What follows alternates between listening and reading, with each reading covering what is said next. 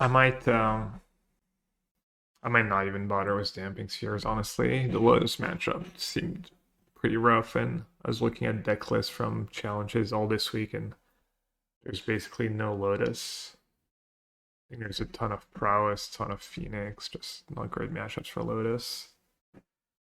Hey, hi, Pico. Shay, Eliodel. I think I'd rather have more cards for Prowess, maybe? And more high impact card. I mean, Damping Sphere is high impact, but I need to draw multiple to have a shot. Decided to go with this deck because I've been doing well with it. The Ninja deck I'm not as confident in. Especially in the field of Phoenix. That seemed like kind of a tough matchup. Alright. Pretty nice opening hand. Little double removal on 2 into Overflood. Overload of the Floodpits. Not a bad hand. Ooh, Phoenix. Okay. Phoenix opponent, what you got? Alright, let's keep mana up for binding here. In case you have Talon or Shredder. I've played a bit of Phoenix. It seems tough. I mean, there's just not that many decks in Pioneer who are going to have like a great Phoenix matchup. I think last time I played, I only had one Cavern of Souls.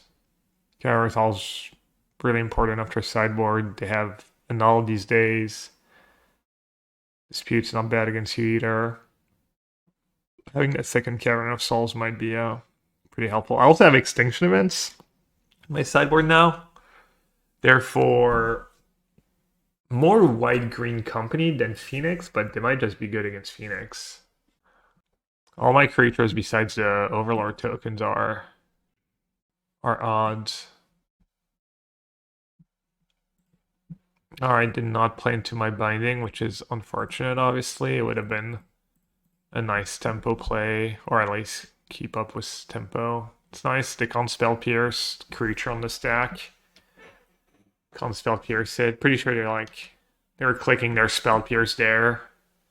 Little spell pierce check. Alright, Flicker is really nice. Fatal Push is probably my worst card. Could be Go for the Throat. Flicker plus Push is a combo. Maybe I'll look them up, see if they have a stock Phoenix list. Jewel Shops, Legacy. No Pioneer recently. It's like pretty marginal. Like super marginal.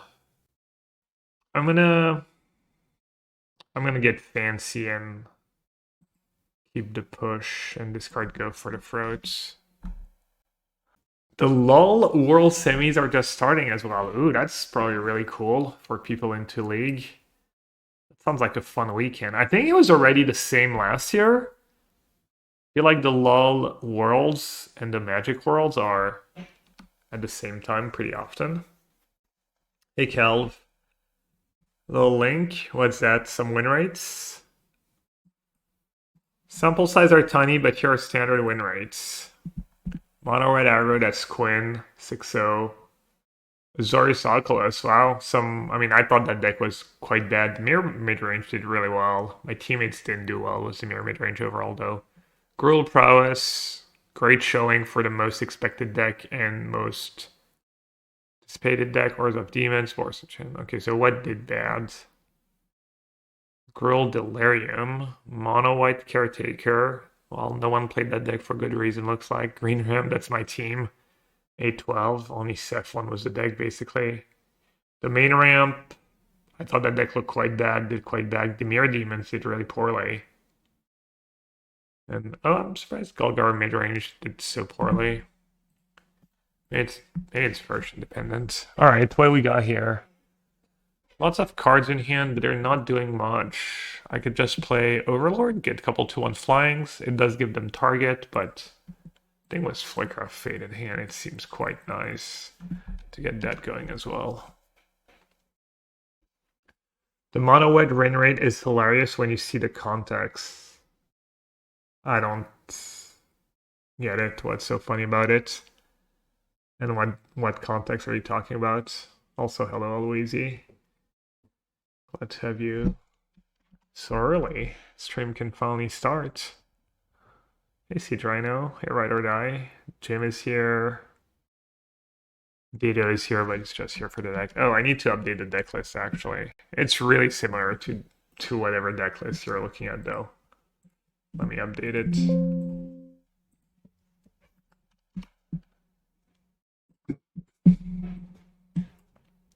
Might be a long stream today, we'll see.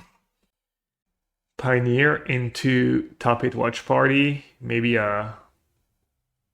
if people can show some, hopefully people show some common sense and don't spoil the Vintage Cube matches as well. That would be really nice. All right, there it is, updated deck list. All right, what do we have? Talon, Slight, Talon of Phoenix for them. Of double binding mana up.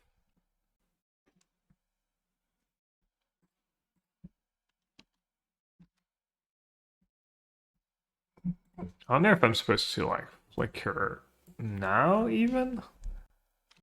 Oh wait. I guess I can bind in their upkeep, that might be better.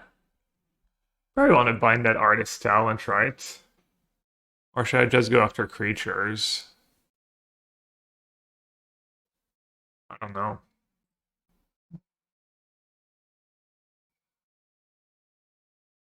I streamed for 5 hours, Gab, and I'm ready to die. I wish I knew you were getting on though, because I could have waited.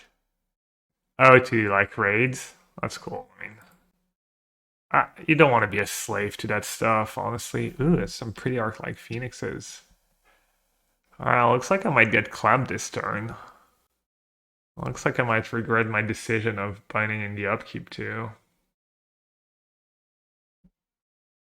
It is kind of bad if I do it on my turn and they just spell pierce.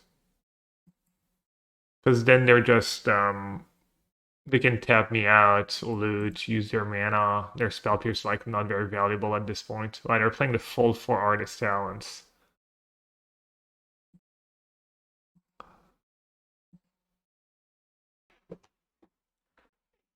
Alright, they milled 2 Phoenix, but also have 2 bindings.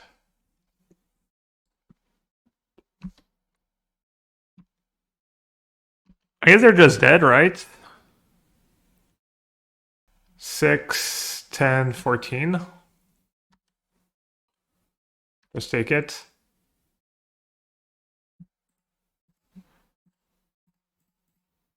The one of Flicker of Fates. Looking good here.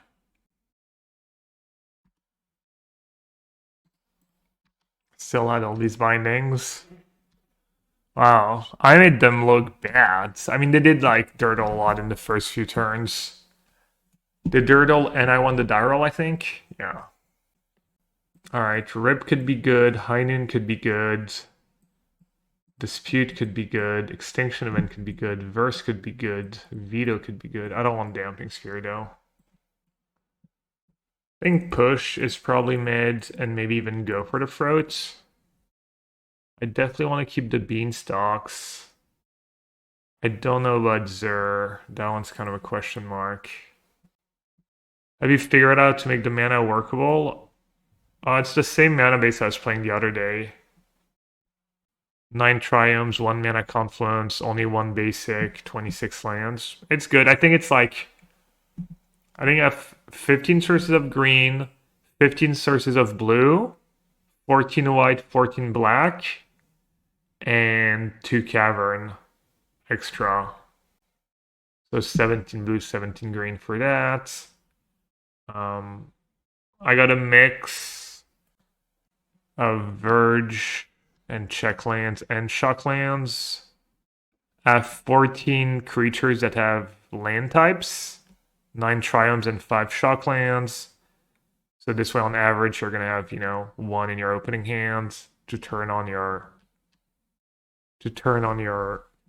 check lands and your Verge lands, and then try and like not take too much damage. So, all right, let's definitely try the Extinction Events in this matchup. Let's definitely have the one Rip and the one High Noon, and I don't know about Disputes and Vanishing Verse. I don't want to be too weak to Crackling Drake. Zur, I mean, it seems like Zur should not be super good against Lightning Axe. But Zur's been impressive overall.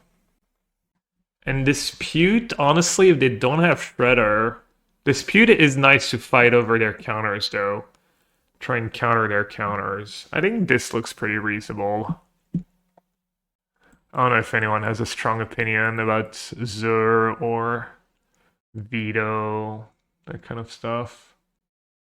I'm definitely needing some form of Overlord Incarnation garbage for the RC.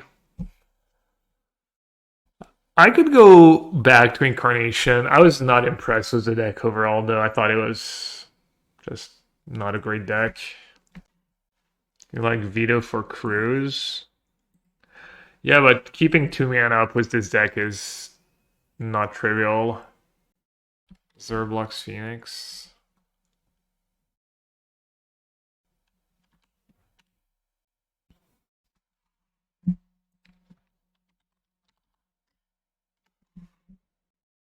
Okay, Gershonson says, counters feel kind of weak. Zur, on the other hand, impressive. I would keep all 4. Okay. You don't think Zur is just too bad against Lightning Axe? That was a nice draw. Alright, if we run into Spell Pierce, oh well. Should this deck play Yorion? Maybe? I like the consistency of 60 cards. Up the Beanstalk and Bindings are really powerful cards, and if you play 80, you're gonna have to dilute your good synergies and play a bunch of crap. And the format's really fast, and you don't have a ton of time for Yorion a lot of the time. I could try on Binding. I don't hate it. It's really heinous against Pierce. Overlord's heinous against Annul. I don't have second blue either. Deck, yeah! This is nice. This lets me play a Triome. I'm kind of face up, but I wonder if I'm even supposed to play Binding right away. I will. Maybe you're not. I'm just gonna have a counter. And I'm getting punished again by Free to Fae. And they found the Spell Pierce. Wow. Am I supposed to play it on my turn?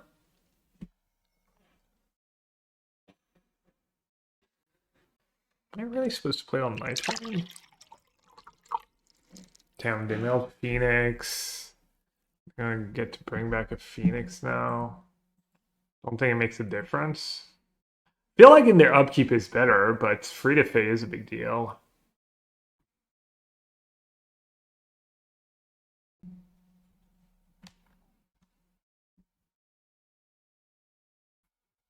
Yeah, I mean, they kind of had the nuts here.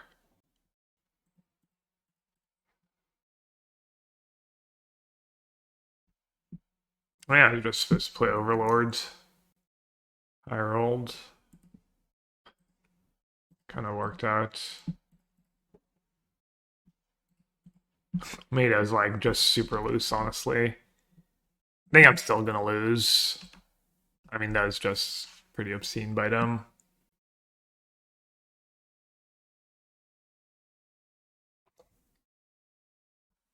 I'm gonna have Treasure Cruise now. I guess they would have played Treasure Cruise first if they had it. Maybe they don't have Treasure Cruise yet.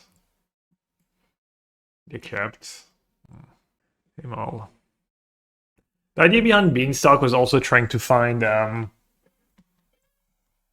Extinction Event.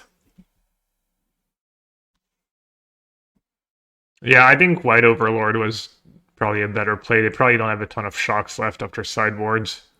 I got lucky though. my play worked out.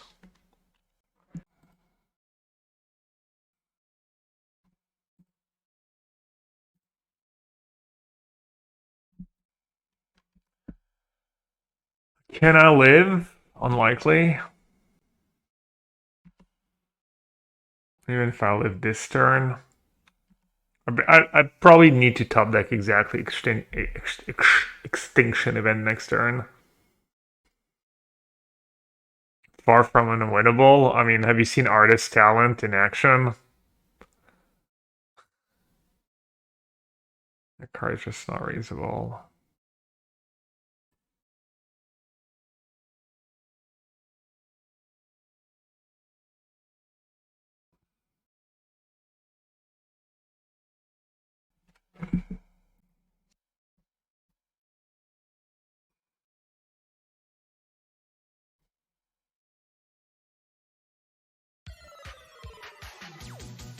Deck, yeah!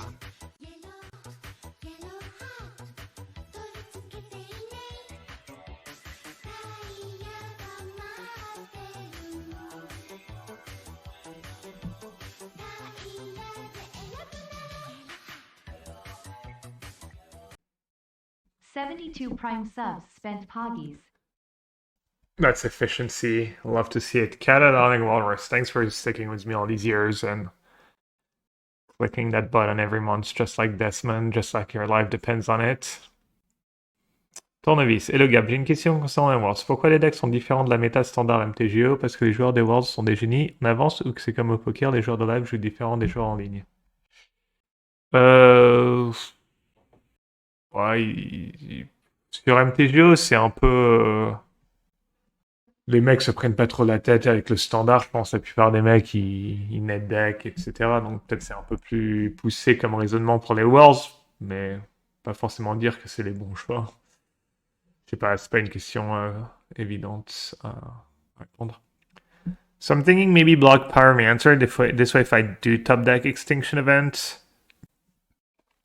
like, is Zur enough here? Go down to 1. Zur Overlord. Get 7 lifelink. Go back up to 8. Get 2/2/1s to block.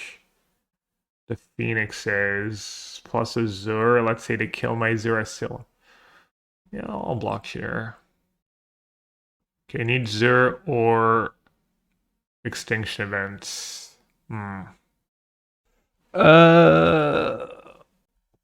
Do I have outs? I don't think so.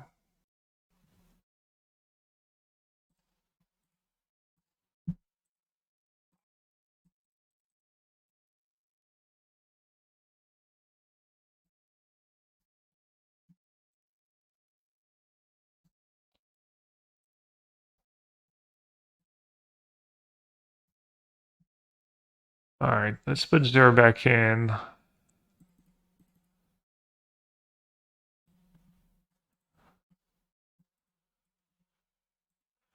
Maybe Veto is better on the play against Talent and stuff. Better against Treasure Cruise and Spell Pierce. Looks pretty good. I like my chances on the play. I feel like if I have the same draw I had last game, but I'm on the play, I'll be okay. I'm gonna ask XDD time to bless my hand. XDD time? Heck yeah.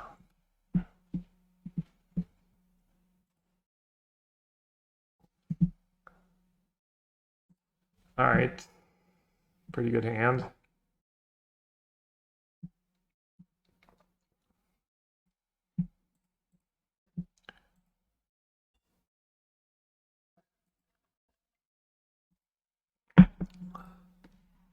Leave the hand hider on just for the first few turns of the game.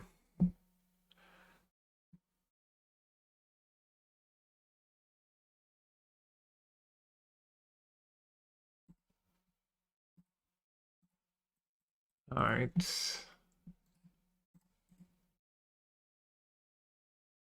Null, Spell Pierce. Consider. That's nice. Beanstalk secured.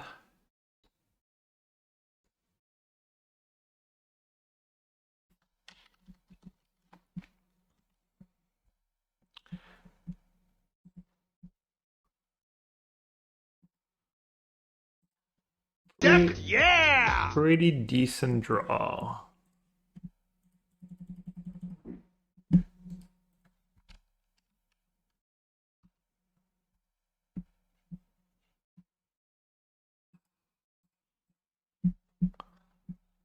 As my opening hand was Rest in Peace, Beanstalk, 4 lands, and Azure.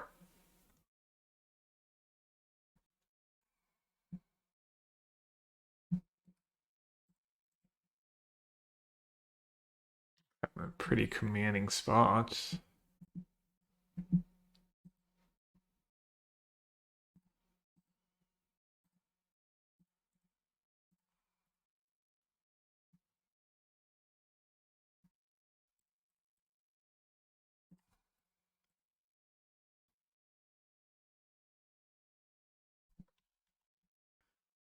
See, I feel like these draws are the reason why 60 cards is so good. I mean, sure, you can get that draw with a Yorion deck, but so much less likely. What if I talked you down from a... Sure. Or you, see Trino. Anything. I mean, I could even do it like a 10 or 20 second. Just like any... I feel like any type of cooldown is kind of nice, just so you can't... Deck, yeah!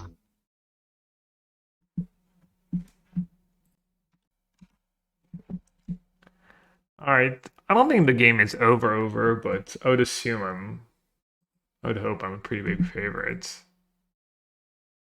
I mean, if I can figure out how to do it easily. Edit rewards, limit per stream none, channel cooldown. Times in minutes.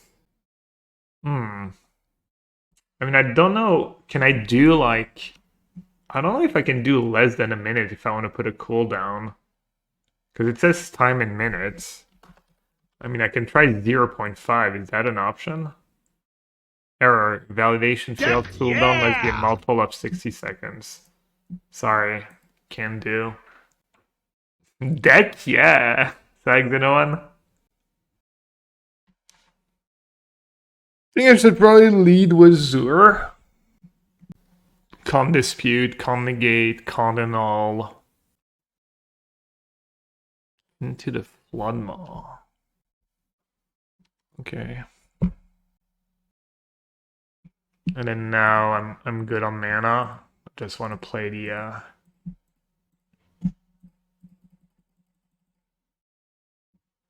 just want to play the Overlord. Oh, also small chance I guess they have like Aether Gust in their deck. I don't think I've played a land yet, right? Just discard one of the Triomes. Probably doesn't matter which.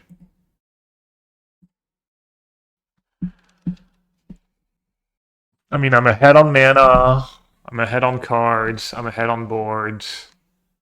They still got no Phoenixes.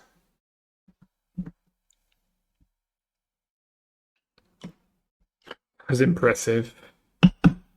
Just apparently I can't drink anymore. Is that a bad sign? Like something to do with aging and brain capacities. Can't perform basic tasks anymore. We're on double omelette time. Someone redeem omelette du dragon ou omelette du fromage. Dude, I really can't speak anymore. Can't drink, can't speak.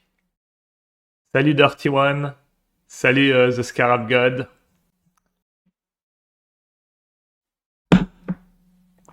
Chat, vous pouvez dire le français maintenant. Oui, oui, oui. Bon, ok, il gère. Heureusement qu'il a un phénix. Ok. Il a trouvé un phénix. Ah, je vais quand même m'en sortir de cette game, non? Hein? Ça devrait le faire. Ça devrait le faire quand même. Ok, 7 mana, potentiellement 8 mana. Peut-être commencer avec un rip. Arrêter les... Arrêtez les bêtises. Voir s'il y a un annul qui traîne. Ah, il y a un annul qui traîne. Hein. Ok. Maintenant, on fait en haut.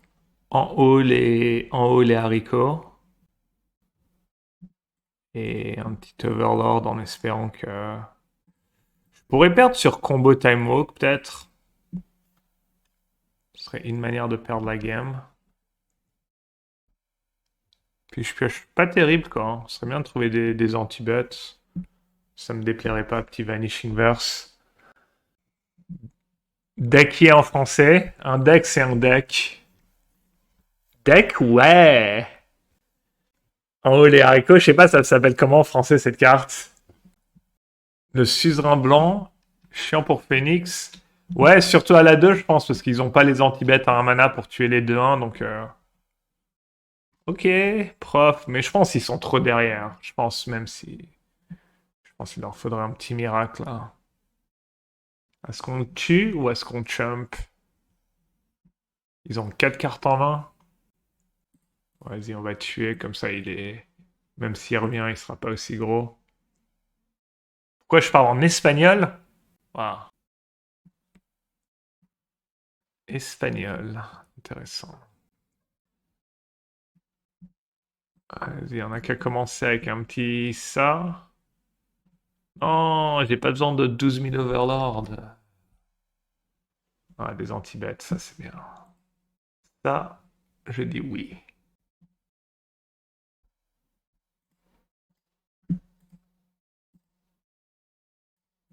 Ça, on aime bien.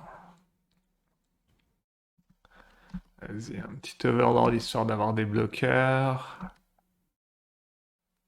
Des fausses. Ah, il y a les autres qui arrivent en plus. Il y a les autres qui arrivent bientôt.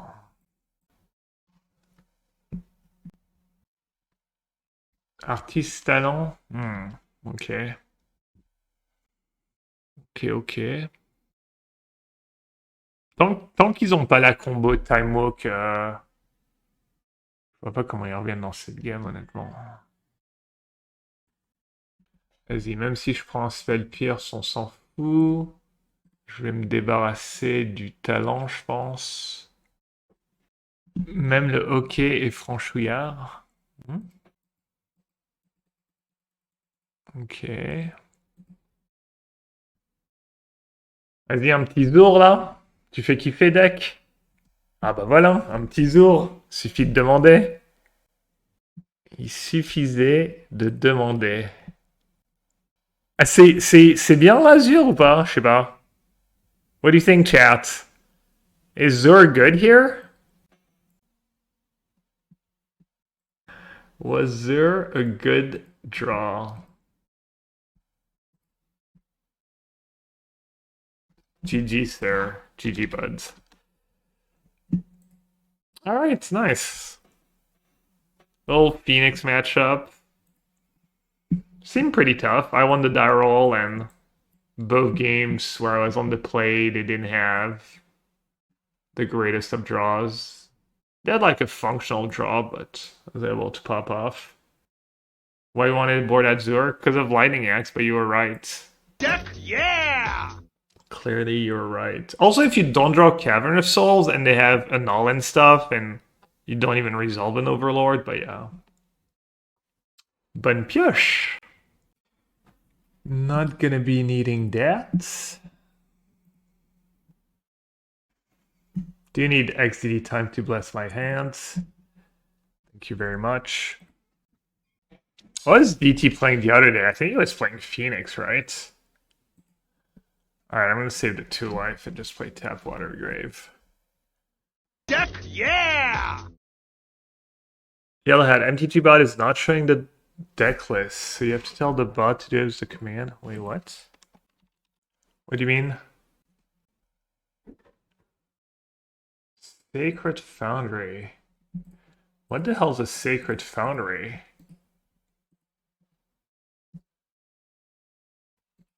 Deck list of the opponent. Oh, that's a thing? Oh. Oh, he's playing Greasy Boys?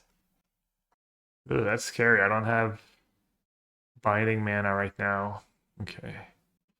Kind of an awkward hand. I could just play Zur, right? Just use my mana. Black, blue, white. Binding's full, right? So binding check. Okay.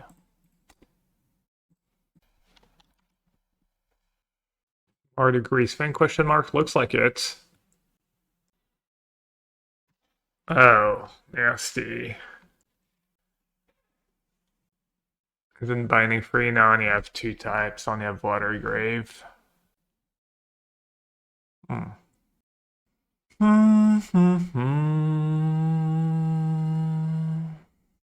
was hoping to see myself out Worlds too. Not this year though. Trying to think if there's a point killing the Harvester now.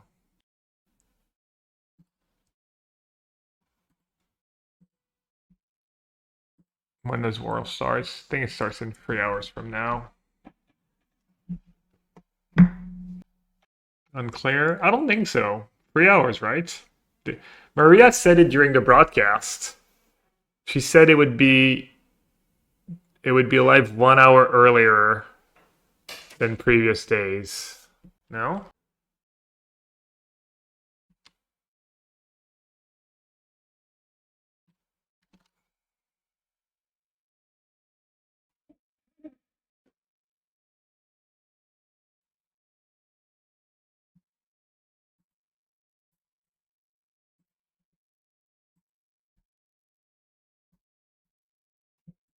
I'm gonna get rid of the Fable. Even though that card could get rid of like Perhelion or something. I'll also get rid of the Goblin Shaman.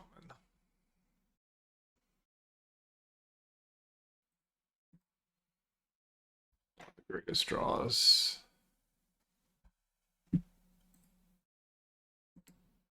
Get same for him. Do I want to push Harvester? I don't have good ways to trigger Revolt to kill a Greasefang. Let me save it for now. See what happens. Not give away that I have another Fatal Push. Damn, I just need 1 Overlord. Well, I guess I can't cast a white one. Dude, I'm the Overlord deck. Ugh, this is rough. No, 2 Perhelions. Well, that's probably GG. I mean, maybe I have 1 more draw step to draw something good. Gotta assume he's got a Greasefang. How many ways do I have to trigger Revolt? Let's see if I should just cast a push now. Got a Flicker of Fate. I mean, I guess I can like chump and then push. I don't have a ton of cards that cost 4 mana. Guess I'll take a draw step.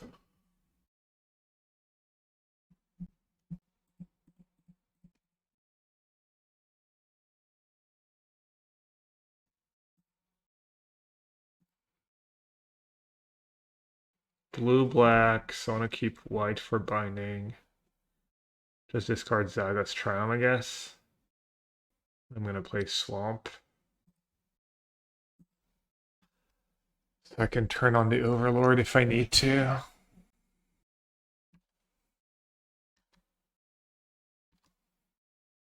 I might be okay. If it's just Greasefang, I can block one of the 4 angels with 5. It's actually almost no damage. So he needs Greasefang plus something else.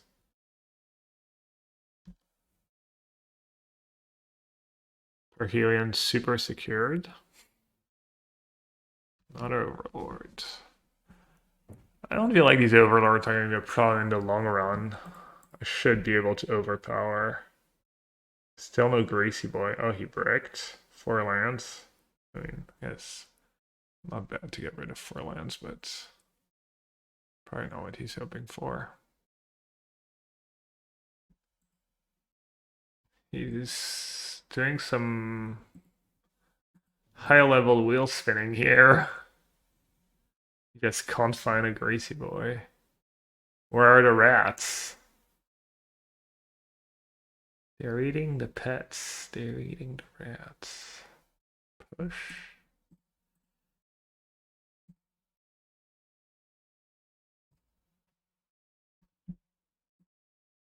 Deck, yeah!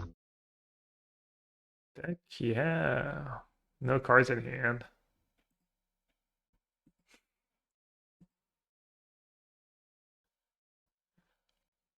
I wonder if I should take the 1 damage here. If I play Headquarters, I can't cast Binding anyways. Plus, Sunpetal Grove doesn't come into play untapped. Right. Small detail.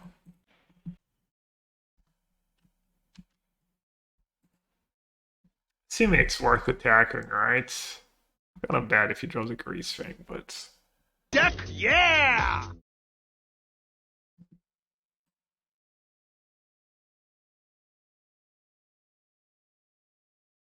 I think playing Up the Beanstalk's just super loose, right? I want to keep push mana up for fear of missing out, because if he draws Grease Fang, I think I can maybe still win. But if he draws Grease Fang and fear of missing out, it's like GG.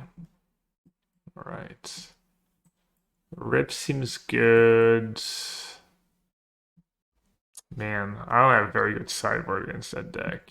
What does the second move Deck, do? yeah! Gain life.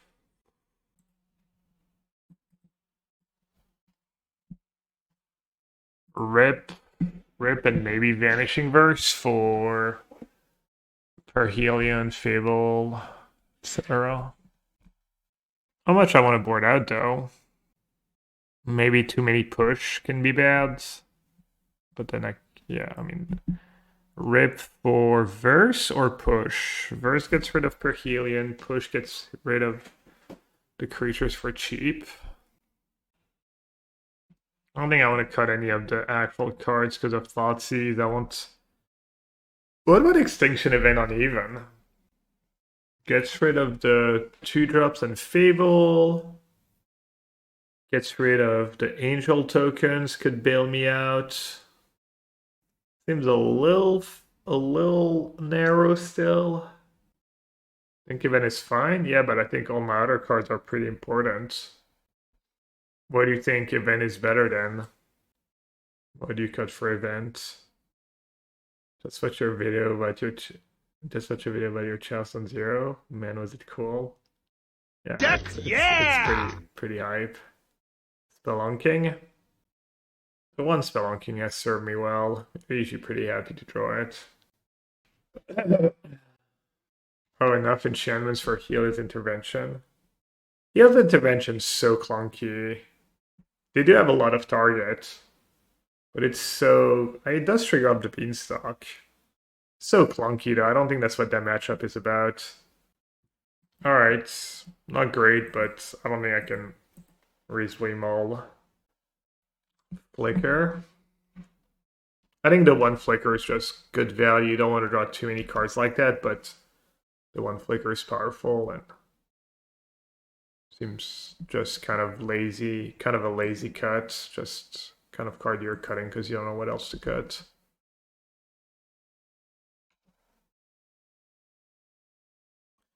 Banky B. Yeah, played a long game with me. Damn it! I drew Temple Garden. Played the wrong land. It's a fine line. Definitely getting punished for not having a Watery Grave here, but you're also pretty happy to save some life total in some matchups. But yeah, basically time walking myself here. Gracie boy attack.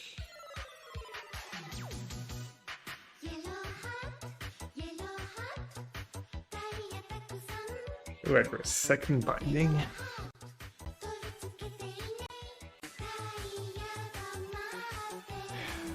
What are we binding? Just a Grease Fang, let him draw some cards. Go Ha Fam World Champion 30. Hey Viz, you from Canada? You know what I say? Can't spell Hall of Fame without half fam. The guy is Heck clearly yeah! destined for greatness. Alright. Binding Greasefang is the quote-unquote safe play. Feels like Binding Bangbuster is a bit of a high upside play. Binding both? How do I do that? Binding is 2 mana, unfortunately, my friend. Hi, is one of my locals. It's awesome to see someone of Judge be on that stage. Yeah, I'm sure. Is this deck the new Lotus control where it's the best deck, but it's held back by the skill required a single Mistmoors and slam drop means it's into loss? I don't know. I haven't found it like super challenging to play, but you bind Bangbuster. I really want Kai to win this year.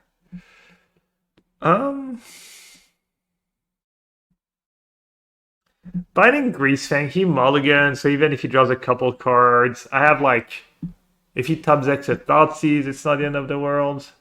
Do we care about them drawing cards? I mean, you always care about someone drawing cards, but I think this is probably like reasonable. I think I'm in a decent spot and I don't need to risk it.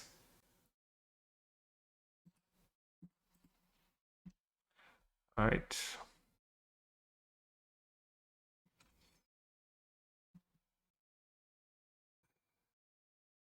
Usually doesn't matter which land you play when you already have 3 triumphs in play.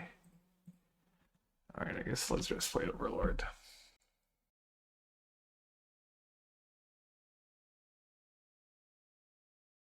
Nah, like so many scary top decks. Got some blockers, got a little insurance against Perhelion.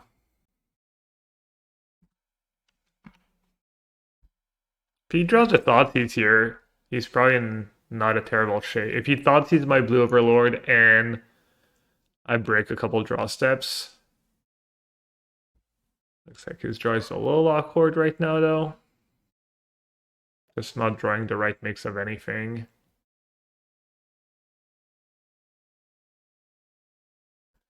Alright. Double Bangbuster is a little scary. Trying to think if I should hardcast Overlord or not. I have a guaranteed spell I can cast if I want to hardcast it. I'm not sure how easily he gets rid of an Overlord. That's a tough spot with that deck, knowing when to hardcast and when to impend. Seems like it's got to be hardcast, right? Overall.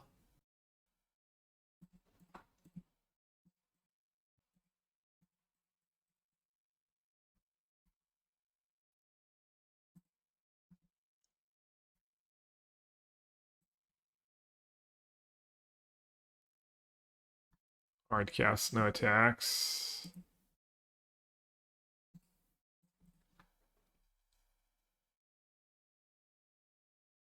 J'ai rarement un deck aussi beau. Ça veut dire quoi?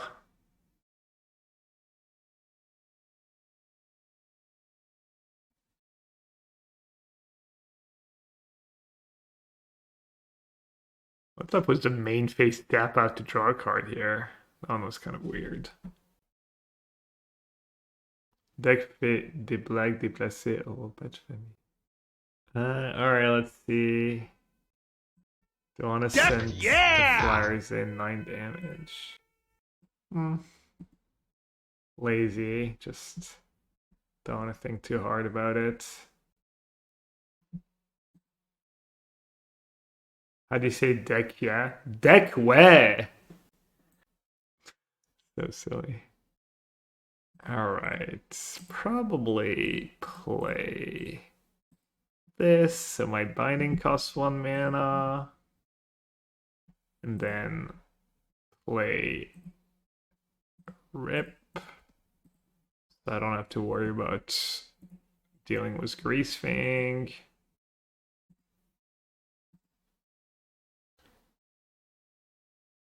J'ai toujours pas compris la blague, c'est le one ou le sens de Mazzossi is how you say it in Italian. Matsusi.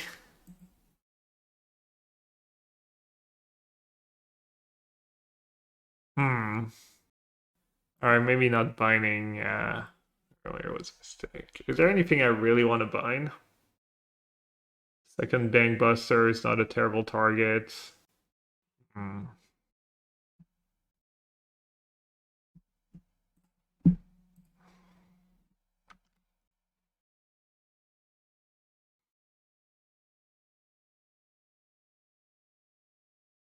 Oh wow, he has it.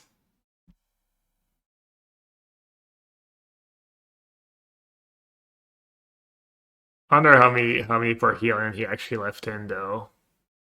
Probably not a ton. Hey, good Rollo, I'm doing great. How are you?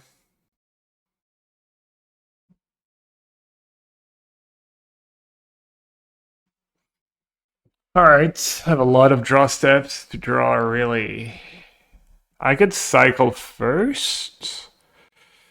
Probably not worth it. I'll just stack with the Overlord.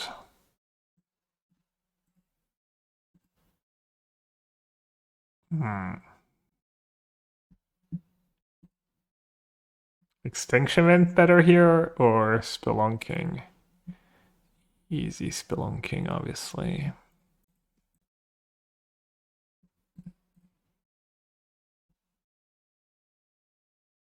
Don't want to pay 2 life. Do want it untapped. I haven't played a land yet, right? It's kind of nice. Untapped, yes. Then I can hard cast. That combo has, I mean, it's not like that I really needed it here. Probably not, but that combo has come up. The Spelunking Overlord combo is pretty nice.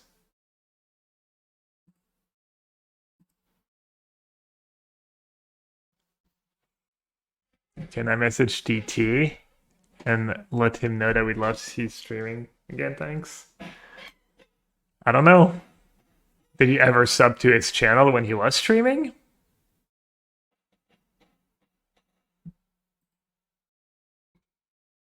If you didn't and you want to see his stream, maybe you should have. Maybe you should have supported his stream, you know.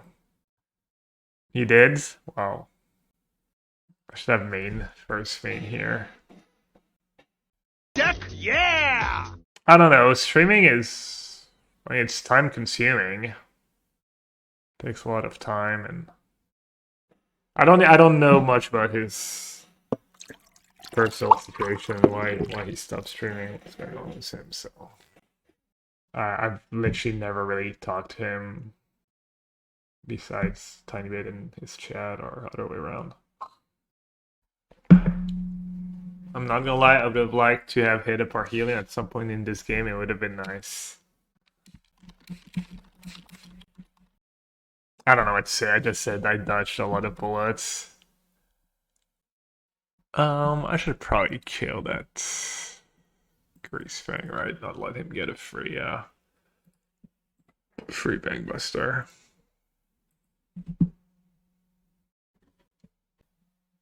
Oh, Xeno one. At some point, some people thought Dak was one of the best cards in the. He might be playing Lotus. I might just have a terrible matchup here. Yeah. I mean, maybe it's Phoenix. Hopefully, probably have a better shot if it's Phoenix. Overgrown Tomb. Who ended up winning the Vintage Cube draft? I don't know yet. We just watched a couple matches so far. Yeah! We're watching in between rounds. I cut the down. There's literally no one plays that deck in the challenges. Well, not no one, but is it even worth it to have like binding mana up? It's not costing me much. I mean, at some point I'm gonna have to play a tap land, but I'm gonna be drawing some cards. Probably worth it.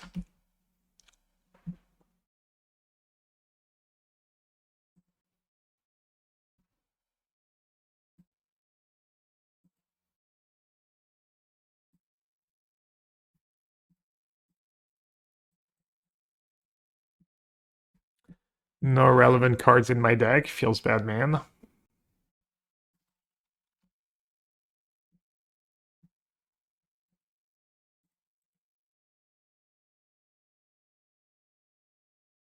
Should be a quick round. Quick 0-2.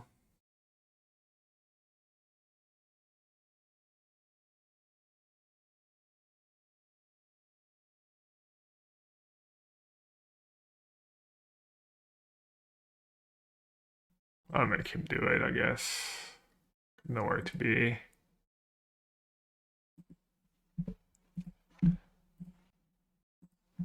For Fernando, sealed the deal. So that is Fernando. He is going to go. 旅を始めた時の自分とは別人になっているかもしれない。旅に出よう。物語の次の章がお主を待っている。 Really quickly, we're just about to head into round number 2 of Fresh You on what the deck lists are. You're live with us here at the end of that last round, and this is Grixis. The mana, can you cast your spells, and Rex Favorite list of the ones. a series of 500.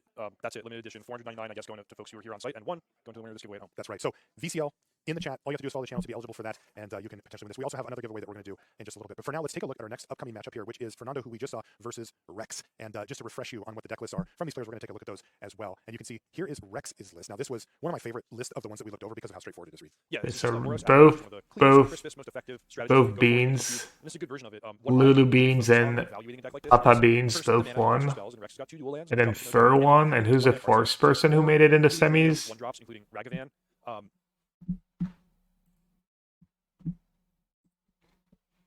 Okay, so he's playing Artist Talent. He's playing the like Fake Kill and stuff. Oracle probably. Alright. Well, I have some sideboard cards, but not a lot. I was considering just having 4 Damping Sphere, but I decided to just play the 2 Extinction Events and more knockout blows. I expected to just play against Prowess way more often. What are they called, beans? Because they're Julian Jakubowicz is Juju Beans. He's like the most famous Magic player in the family. He's been doing really well online and qualifying for Pro Tours. And he almost qualified for that big event. And but it was his brother and his dad who qualified. So that's the context. Alright. I actually have too many cards. Let me just figure out the worst ones. He's playing the Artist Talent deck, so the spot removal is pretty good. I need 0 for the clock. The White Overlord's a little sketch, but it's also my fastest clock.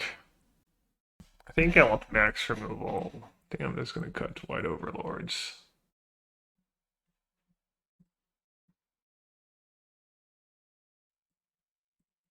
I'm not going to mulligan into some hate. I'm happy was a reasonable functional hand.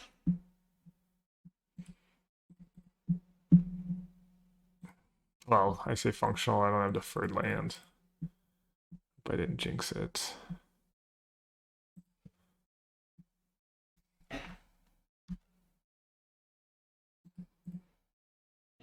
Well, maybe he doesn't have lands, he just been to Lotus Field.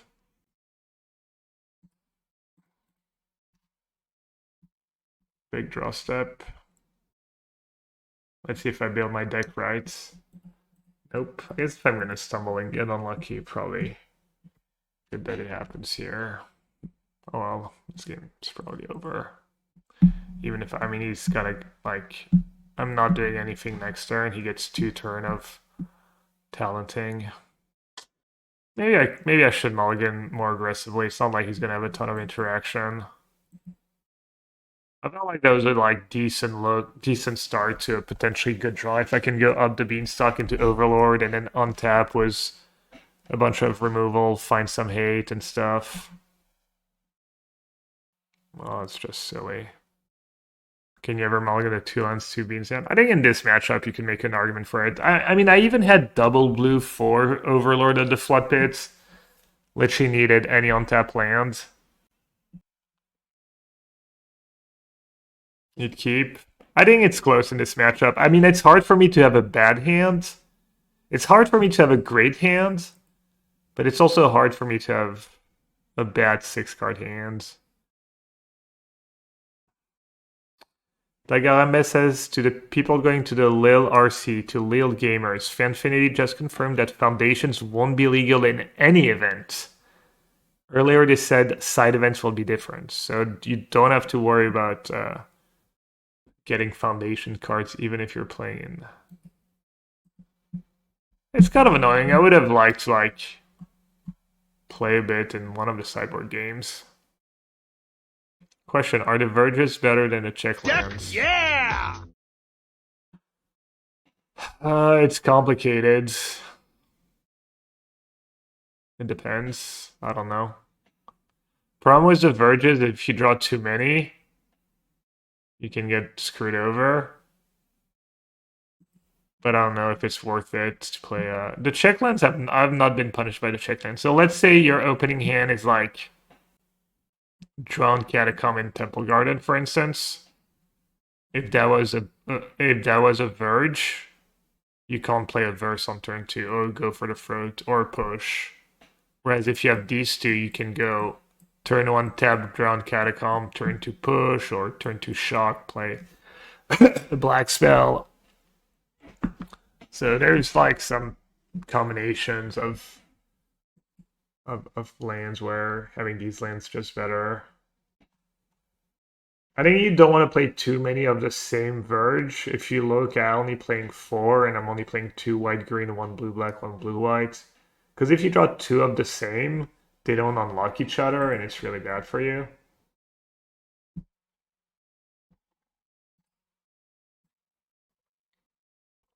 Should I scoop?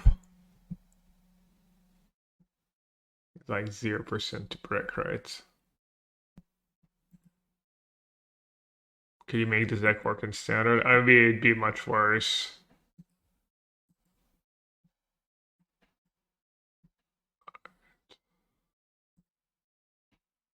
It'd be much worse because the mana sucks.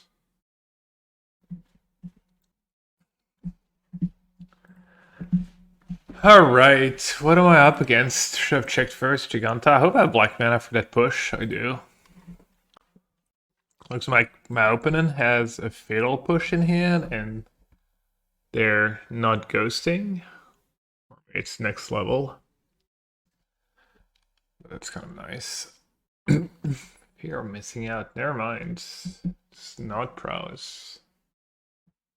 So they don't have Annex? They don't have Greasefang. They're just playing red-black mid Giganta. My hand's pretty great. Oh, you think it's the tree? That deck is scary, right?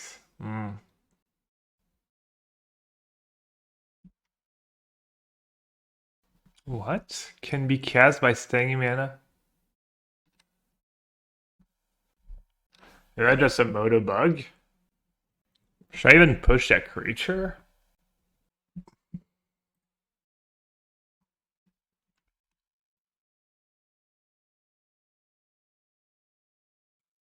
Deck, yeah! Heck yeah!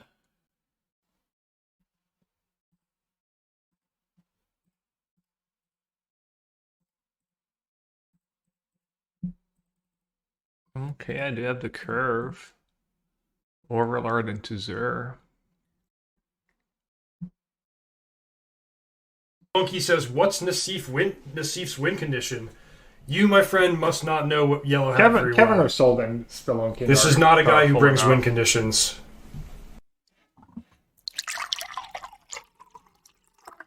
They don't need that. Don't need better.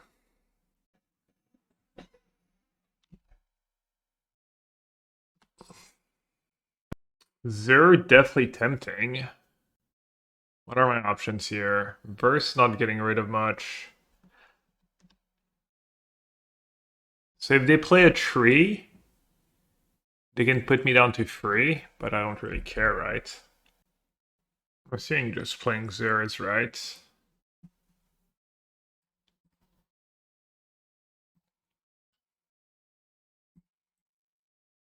Black, white, blue.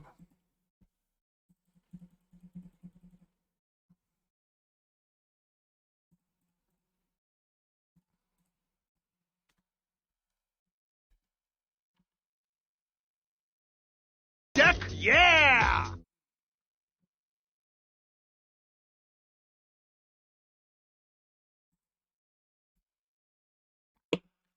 Alright, that's nice. Alright, Rip probably good. Heliod's Intervention. Heliod's Intervention is tempting. I mean, even Knockout Blow's tempting. Vanishing Verse, All Sketch.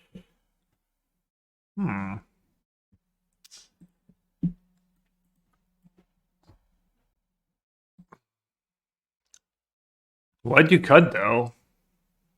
Maybe Vanishing Verse is weakish?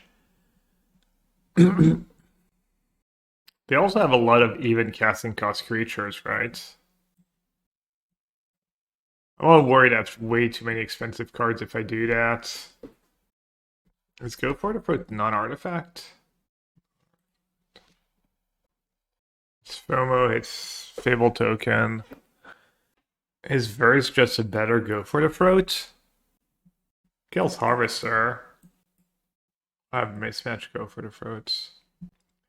I think I don't know. I could do the lazy spelunking cut. And I could just not do go for the throat. I could do like only one of each. They're kind of clunky and weird. And then just have either a verse or go for the throat. Let's try Heliod's in this man. Let's try the full like expensive stuff. No, I submitted 61. Awful. Jean-Martin Delapoutre, t'as vu Félix Lebrun qui colle 4-0 au numéro en chinois en demi-finale des Worlds? Non. Non, je suis pas trop. Je t'avoue qu'à part pendant les JO, le ping-pong. Mais tant mieux, quoi, c'est cool. Deck, yeah! No green mana. I will keep. I want to keep the double green spell. I just have to have thought these format. They're going to take Overlord, and then I'm going to need Spelunking to actually have a functional draw. Yeah, okay. Let's be reasonable. Alright, this game's going to be much tougher.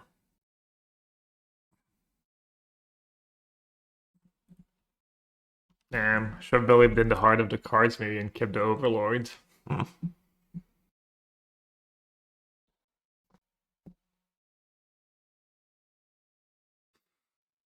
1 mana spells. I want to keep Cemetery.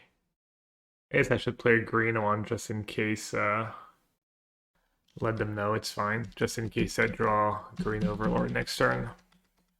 Might want to play Spelunking even if I draw green Overlord though.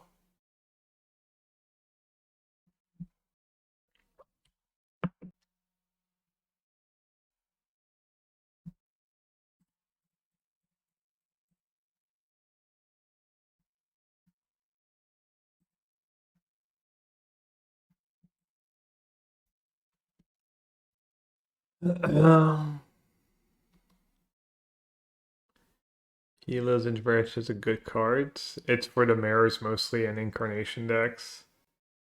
Trying it out in this matchup. We got the tree. Ooh, Overlord. Overlord seems better, right?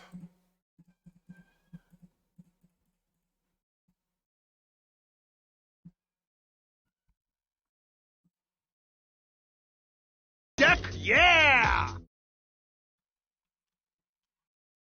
Yeah, Overlord could have been a little more specific, I guess. Good point.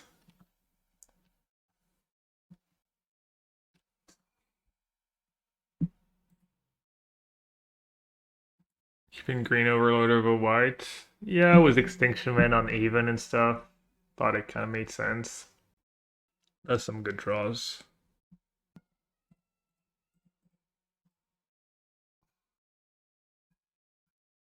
Oh, dude, I could have hardcast it.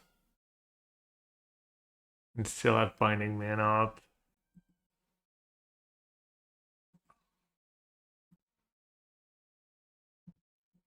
I mean, as long as So if I bind here, it doesn't do anything, right? If you bind it, it can't exchange, really? Right, it's a trade. It's like Gilded Drake.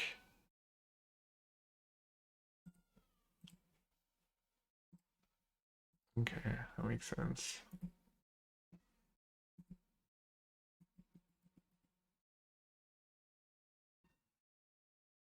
It's gonna be really bad if they have a Thoughtseize for my Zur. Massive font.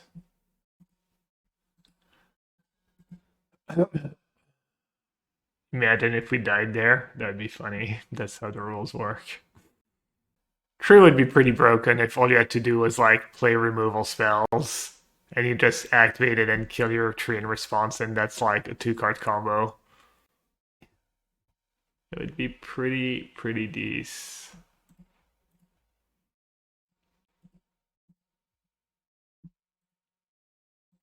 I mean, not I probably win this game either ways, but Go for the eyes! Rask! it does keep coming up, the Overlord Spelunking, giving me enough mana to cast extra spells. Should I just keep mana up to turn my binding into a creature? No, I'll probably like get value, right? Not too worried about my life total.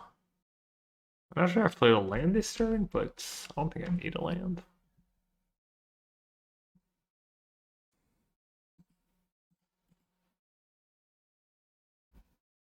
What pro player token would use for the everywhere token?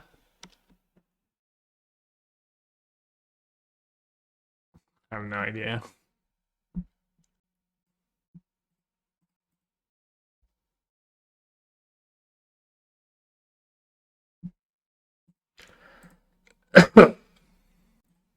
Do I need to be worried about anything here? Should I be casting Extinction Event for some reason? I can block, sack, draw. Oh, they were just dead if I cast Extinction Event first, right? That was very silly. Play a tree, has the ability of the tree. Alright, I'm a dumbass. They were just literally dead on boards.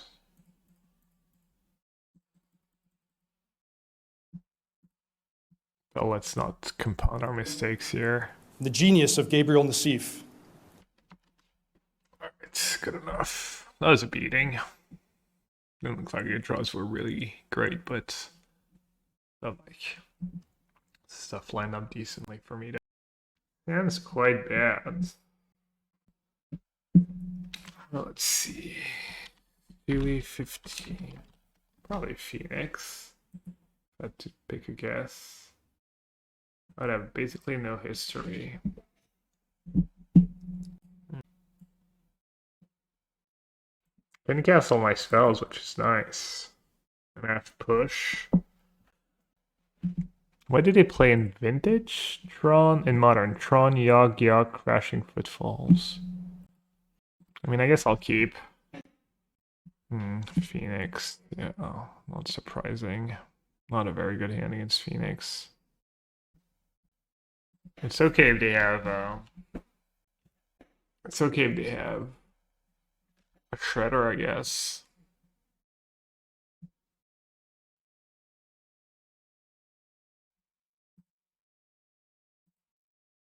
I was wondering if these Fatal Push should just not be all verse and go for the throats, or at least have 4 verse in the main was Artist Talent being so popular these days. The 1 mana is nice though. Even when you're killing a worse creature and have less options on what you can kill. You grabbed another for the Fae. Okay. Missing a land drop, obviously pretty huge for me. Need to play a green land here, so don't have much of a choice. Is Gale Lost an option? I mean, I hate that card. Gale Lost against Talon plus Prankster seems really bad.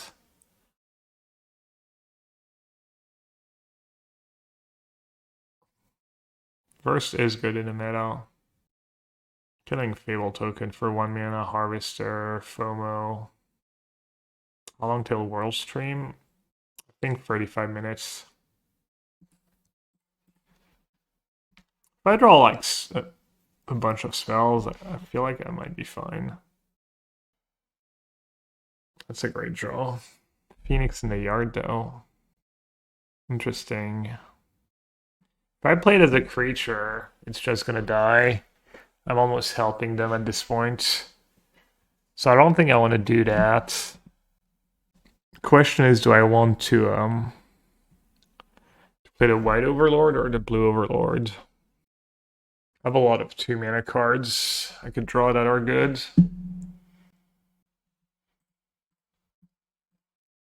White? Really? I was gonna play the blue one. Don't I want to find like Up the Beanstalk and stuff, all this stuck on lands? I feel like the 2-1 are just fodder. White buys me a lot of time. Because if they kill tokens on their turn, then my push has revolt, I can kill the Phoenix. Yeah. I guess I'm not in a rush, right? To like draw some cards, my hand's fine. Okay. Is it black and no, I'm just playing Overlords and Zur. No enigmatic incarnation. I have a question. When a tournament cuts to top 8 in the draft, do they reseed or do they sit in the orders of their respective seeds? I'll say it's been so long I forget. I think for top 8 drafts they used to do seeds. But I think it was maybe random seedings? No, I don't remember now. I forget. No, it's random seeding, but then the pairings? Is it 1v8, 4v5, etc. still? They mailed 4 lands, they bricked. It's pretty great. Random seedings, cross pairing. Which Overlord is my favorite and why? I think the black one's kind of cool. It enables a lot, but I should block, right?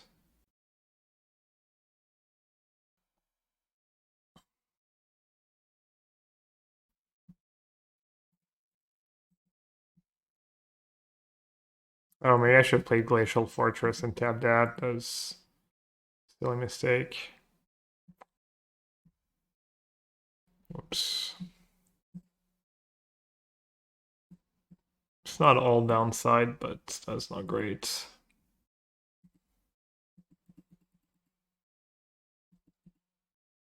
Which XDD is my favorite in a way. Jan had it set up so we could do a power ranking of XDDs. Yeah, Zor just one-shots them. We could do that. Probably won't have time to do it today. I like XDD, I guess. I don't know, XDD is just... I love eggs too. I just eat eggs every day now. Also, I usually make them like actually like that, sunny side up. XDD time, obviously, goated. XDD Monk's pretty good. Mark's DD is kind of genius too. XDD business is great. What do you think about blue-white Oculus, is what you're asking? I thought it was a bad deck going into the event, but it did the best out of decks that are played by more than one person. Sunny side up was a piece of good baguette. Yeah, sunny side up with some bread to soak it up. Obviously pretty decent. Just managed to book Leo first LCQ in years. Oh, you're going, did you need to get time off work, or was the... And actually, you remind me, I need to message the person that worked for Fanfinity was my info. That missing land drop's just such a big deal. What about now? Do I just impend again? 6/6 is kind of nice. I mean, they can probably kill it pretty easily. But getting the flights I needed and I'm playing to multiple destinations. Oh, you're doing a... Is it just part of your fall vacation? Is it game 1? It is. Why not hardcast it? I'm not sure, honestly. I'm not sure what I'm worried about. Primal combo, I guess. Do they have an all? No. Probably just hardcast it. Do you think the Black Green run is better than mid-range? It had a really bad win rate. Seth made top 8, but I think it had a 40% win rate. So it's unlikely to be anything special. Really worth it to play Blink Effect was all these Overlords. I have 1 Flicker of Fate. The original list had 2. Some people I saw list was free. It was really good the one time I drew it today. It might be better than playing more spot removal. Maybe like I could trim a Fatal Push for a second Flicker. Yo, Brittany, I saw you qualified for the next RC. Has anyone got a link? I had it open. If you go, it's on Frank Carson's Twitter. Or if anyone has the tweet, the link for the tweet. So what did he do? They bounced one of the tokens. Yeah, the hardest way went to like 600 people in Moto PTQ. Classic. That's 2 Phoenix in the yard. It's getting a little scary. Thanks, Doomlake. Appreciate it.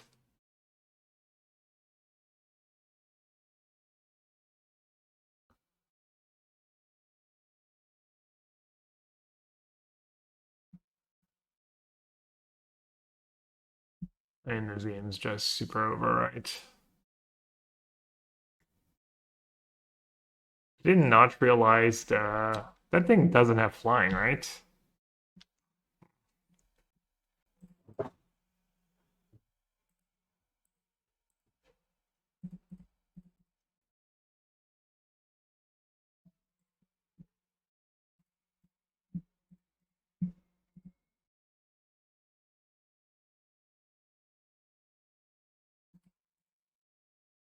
Should I just kill one and bind one?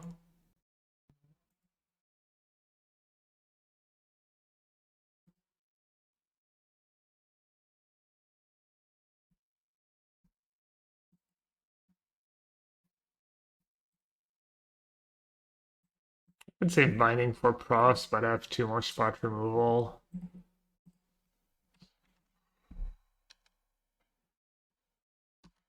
It's always kind of tricky.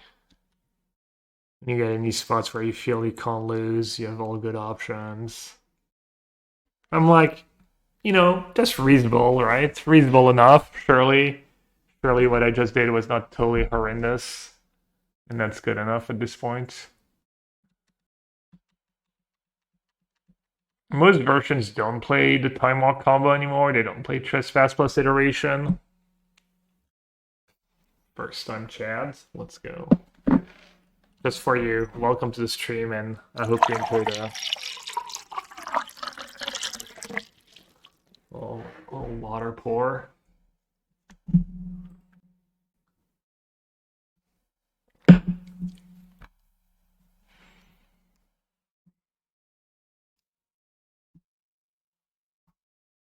I guess Thassa's Oracle is one thing I kind of start to need worrying about maybe in the matchup. Do you like the Artist Sound version better than a regular one? I haven't played Phoenix with Artist Talent, but Artist Sound has looked pretty messed up.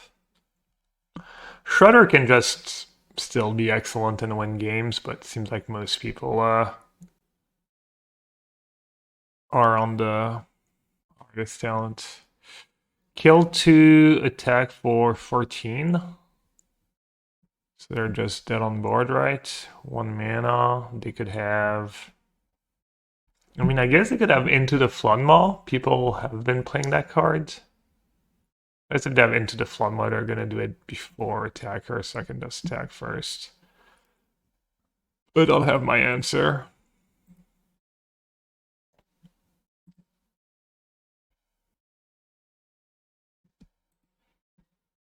Alright. So what did we say? Veto versus Extinction Event. High Noon Rip. or push and go for the throat? Push go for the throat is good against Prof's memory, but you have more ways to. You have a few more ways to get rid of Profs and have Extinction Event to make up for it. They showed Shredder, but it showed a lot of talents. They probably have like 1 or 2 Shredder. I could do the like dispute over Vito on the draw is what I did last time. I could do like a couple disputes. Top 8 starts in 20 minutes, I think. Does that look fun? It is very fun. Maybe not as fun as Incarnation, because this one's a little more repetitive. And there's less like different things you can do, but Zara's been pretty messed up. Sphere. I don't like Sphere against Phoenix. They're not that bad at like playing 1 spell on your turn, 1 spell on their turn after sideboard. And you're already pretty good against the Phoenix part of their deck, but maybe it's good. Maybe I should. Playing Zero Domain in Standard, my favorite deck in a while. Yeah, we played against it during the Arena Prelays. Someone had Zur plus Overlord. I was like, wow. The mana is much worse in Standard, is the issue. But a lot of these cards are illegal in Standard. You think I should have High Noon and Damping Sphere? I'm just worried. The issue is Damping Sphere. If you play Damping Sphere, they play a Fable of the Mare Breaker. I mean, just feels like so atrocious, but I don't have white mana at all. I don't have white mana. I do have green mana for Up the Beanstalk and Spelunking. Can't cast Vanishing Verse. I can't cast my hate cards. I don't have a Cavern of Souls. Second green Overlord's kind of redundant. Oh. I could maul. I feel like I should maul. What do you think? I feel like there's too many things that are not great about this hand. Everyone says maul. Triome this Overlord. It's better for sure. White Overlord? Just because... So let's see. If they counter Up the Beanstalk... When in doubt, probably White Overlords. Most expensive, harder to cast, but... That White Overlord actually impacts the boards, which is a big deal. Second green. White mana for like a Vanishing Verse. I mean, the land I'm gonna draw is either gonna tap for blue or tap for... I think I should play Raffine's Tower first. Because to play Beanstalk into Overlord, I need a non-tap land, and I'm assuming every... I mean, I guess I have a basic swamp, so not every land in my deck casts one of the 2 Overlords, but... most do.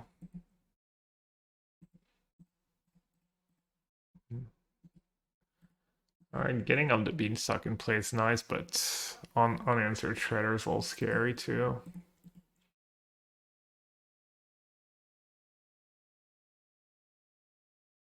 Cavern of Souls would have been really nice here. Green Overlords get worse. They have Dispute. It's probably gonna get countered. I think baiting with Blue Overlord is better because Green Overlord enables 1 mana binding, which I might need to make a comeback at some point. Want to spend 3 mana for disputes so they can't double spell.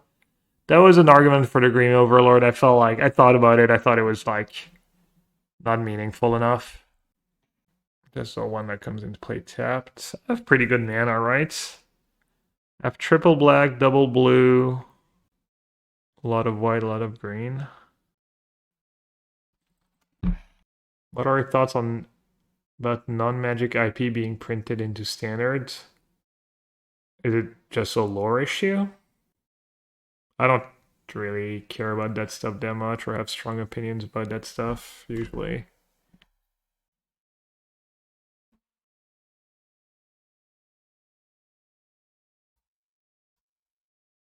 Gonna go up the beanstalk into high noon. It does trigger the shredder though. Could just cast a green. Could just bait the blue Underlord again. Yeah, we know they have Brazy Bee, I guess. High noon and Flicker on their turn. Right, I do have Flicker Overlords.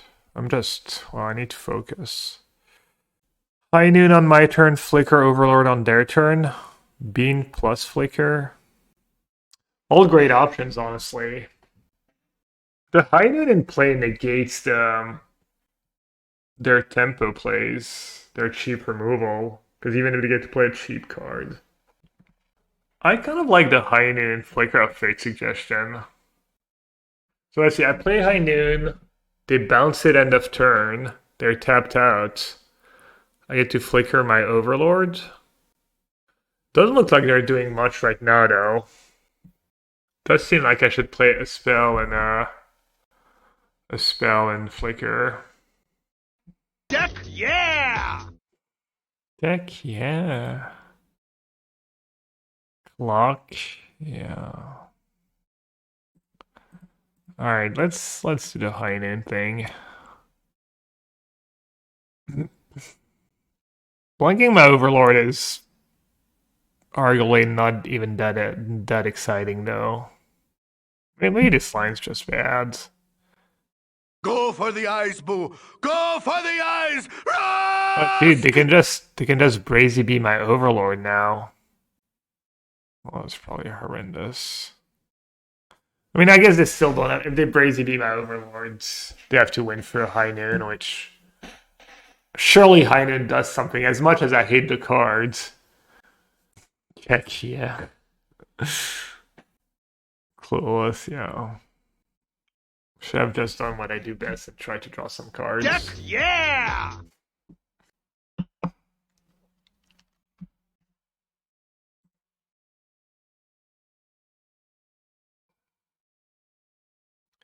Wait, is it not this game where they mailed a Brazy Bee?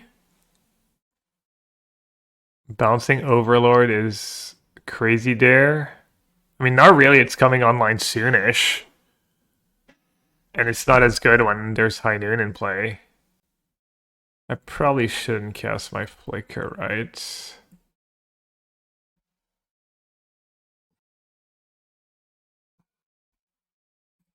Alright, let's play the green Overlord now.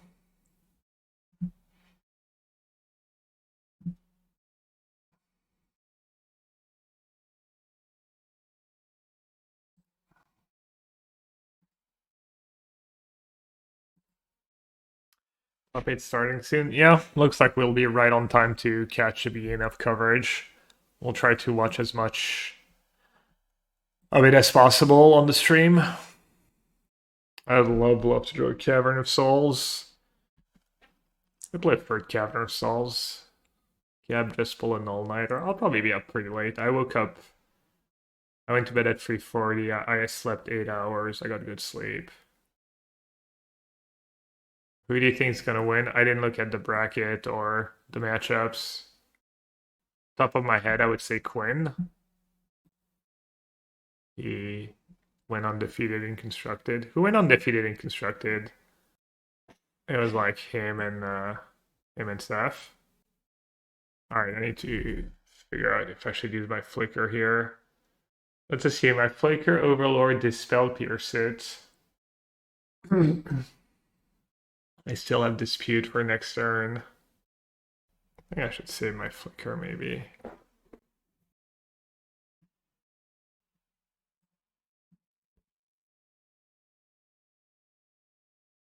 Sky's deck better was no Slasher, 2 Drowner, 1 Kaido. I don't know. I've not played Standards.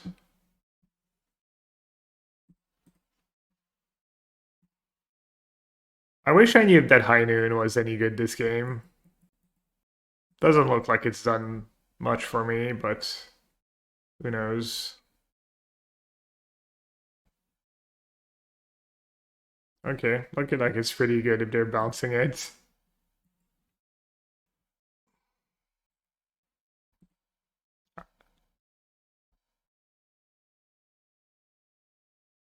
I'm 1 mana short of Flicker plus Dispute. I guess I should bind now. Bind plus Dispute now.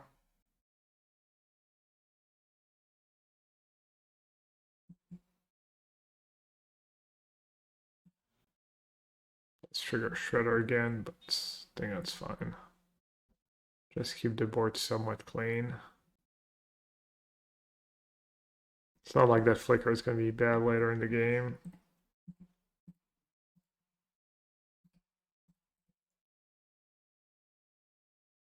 Pretty easy to win these games when the Phoenix player just misses a min and land drops. Alright, you better have the best turn that Phoenix deck's ever had, because my hand is stacked. So that's what recall's a good start.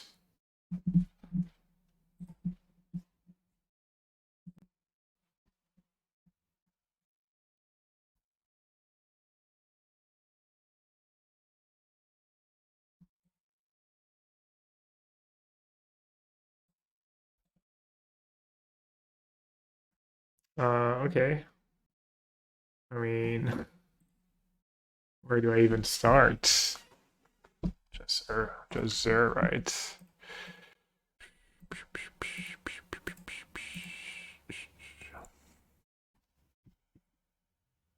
It's Zero time. Scoop time.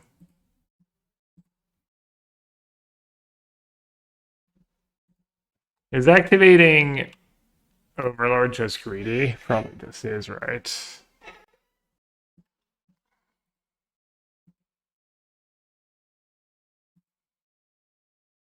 I should have probably taken my time to figure out the right play here.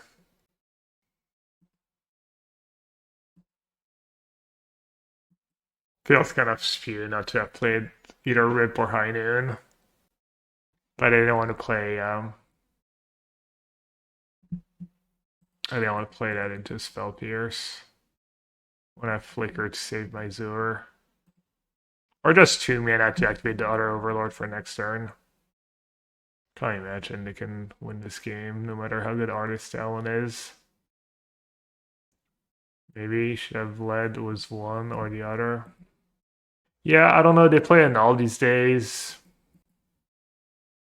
Gav's X Knife Transcender legal. Yeah, but you're missing the Triumphs. The Triumphs are a massive deal. Your mana is just trash in Standard. You have no Triumphs, no Confluence.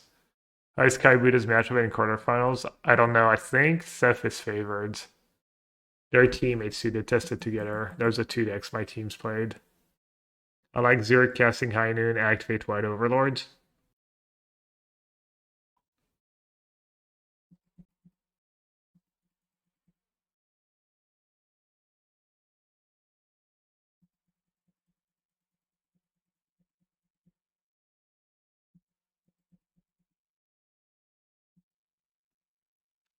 Nine power.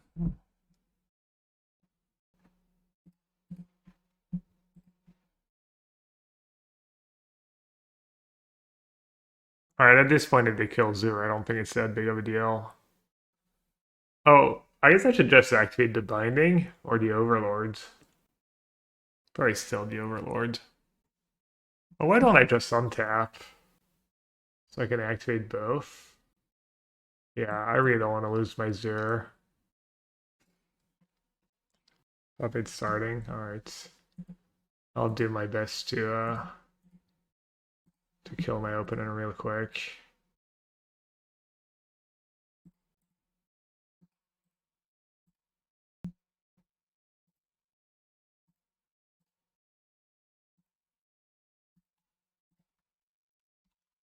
I mean, assuming there's going to be at least like 5-10 minutes of chit chat.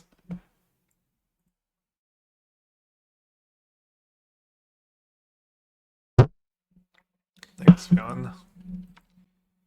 Alright, Lightning Exer. I can flicker it.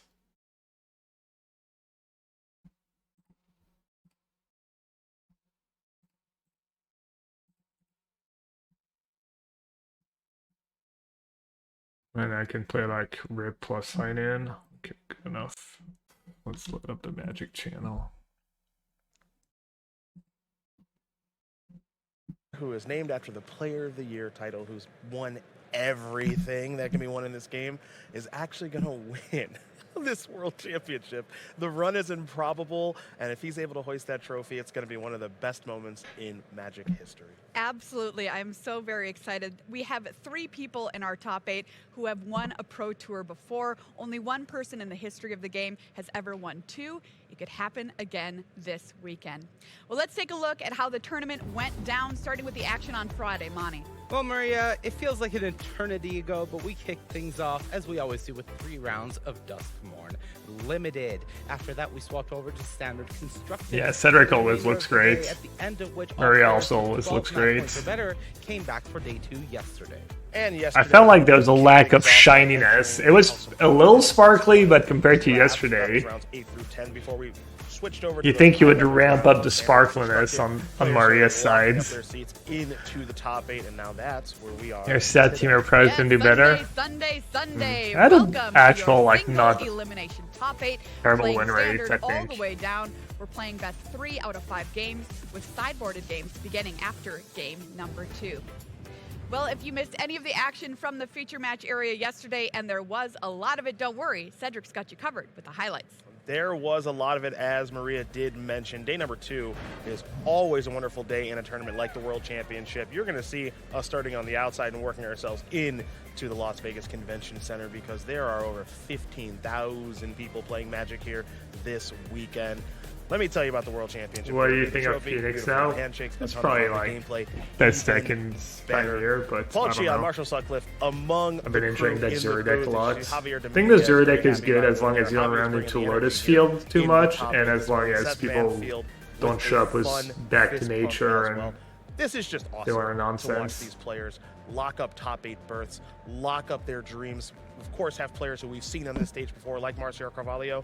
And we're seeing some newcomers like Quinn Tonoli and Max Rappaport and the aforementioned Oh, Max Rappaport was the last one who made it? Day 2 has been an absolute blast here. It's been a lot of positives, a lot of fist pumps, a little bit of heartache for some players like John Emmanuel Duprat and Simon Nielsen. Yeah, that's what I saw at Xeno1. I was looking at results from the last 4 challenges. I'm not sure I saw one Lotus Field deck. Handshakes, and ultimately a trophy will be held high. Damn, yeah. One player will be crowned. Are you 5 late? Are you working for my breakers? Championship 30.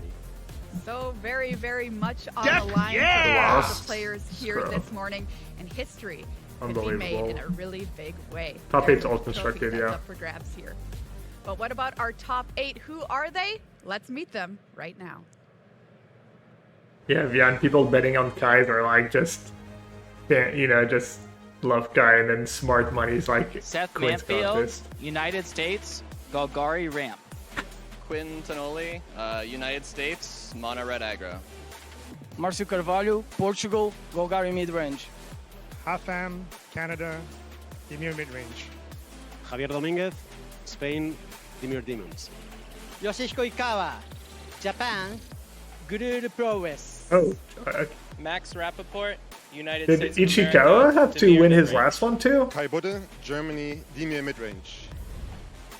Let's go, Kai!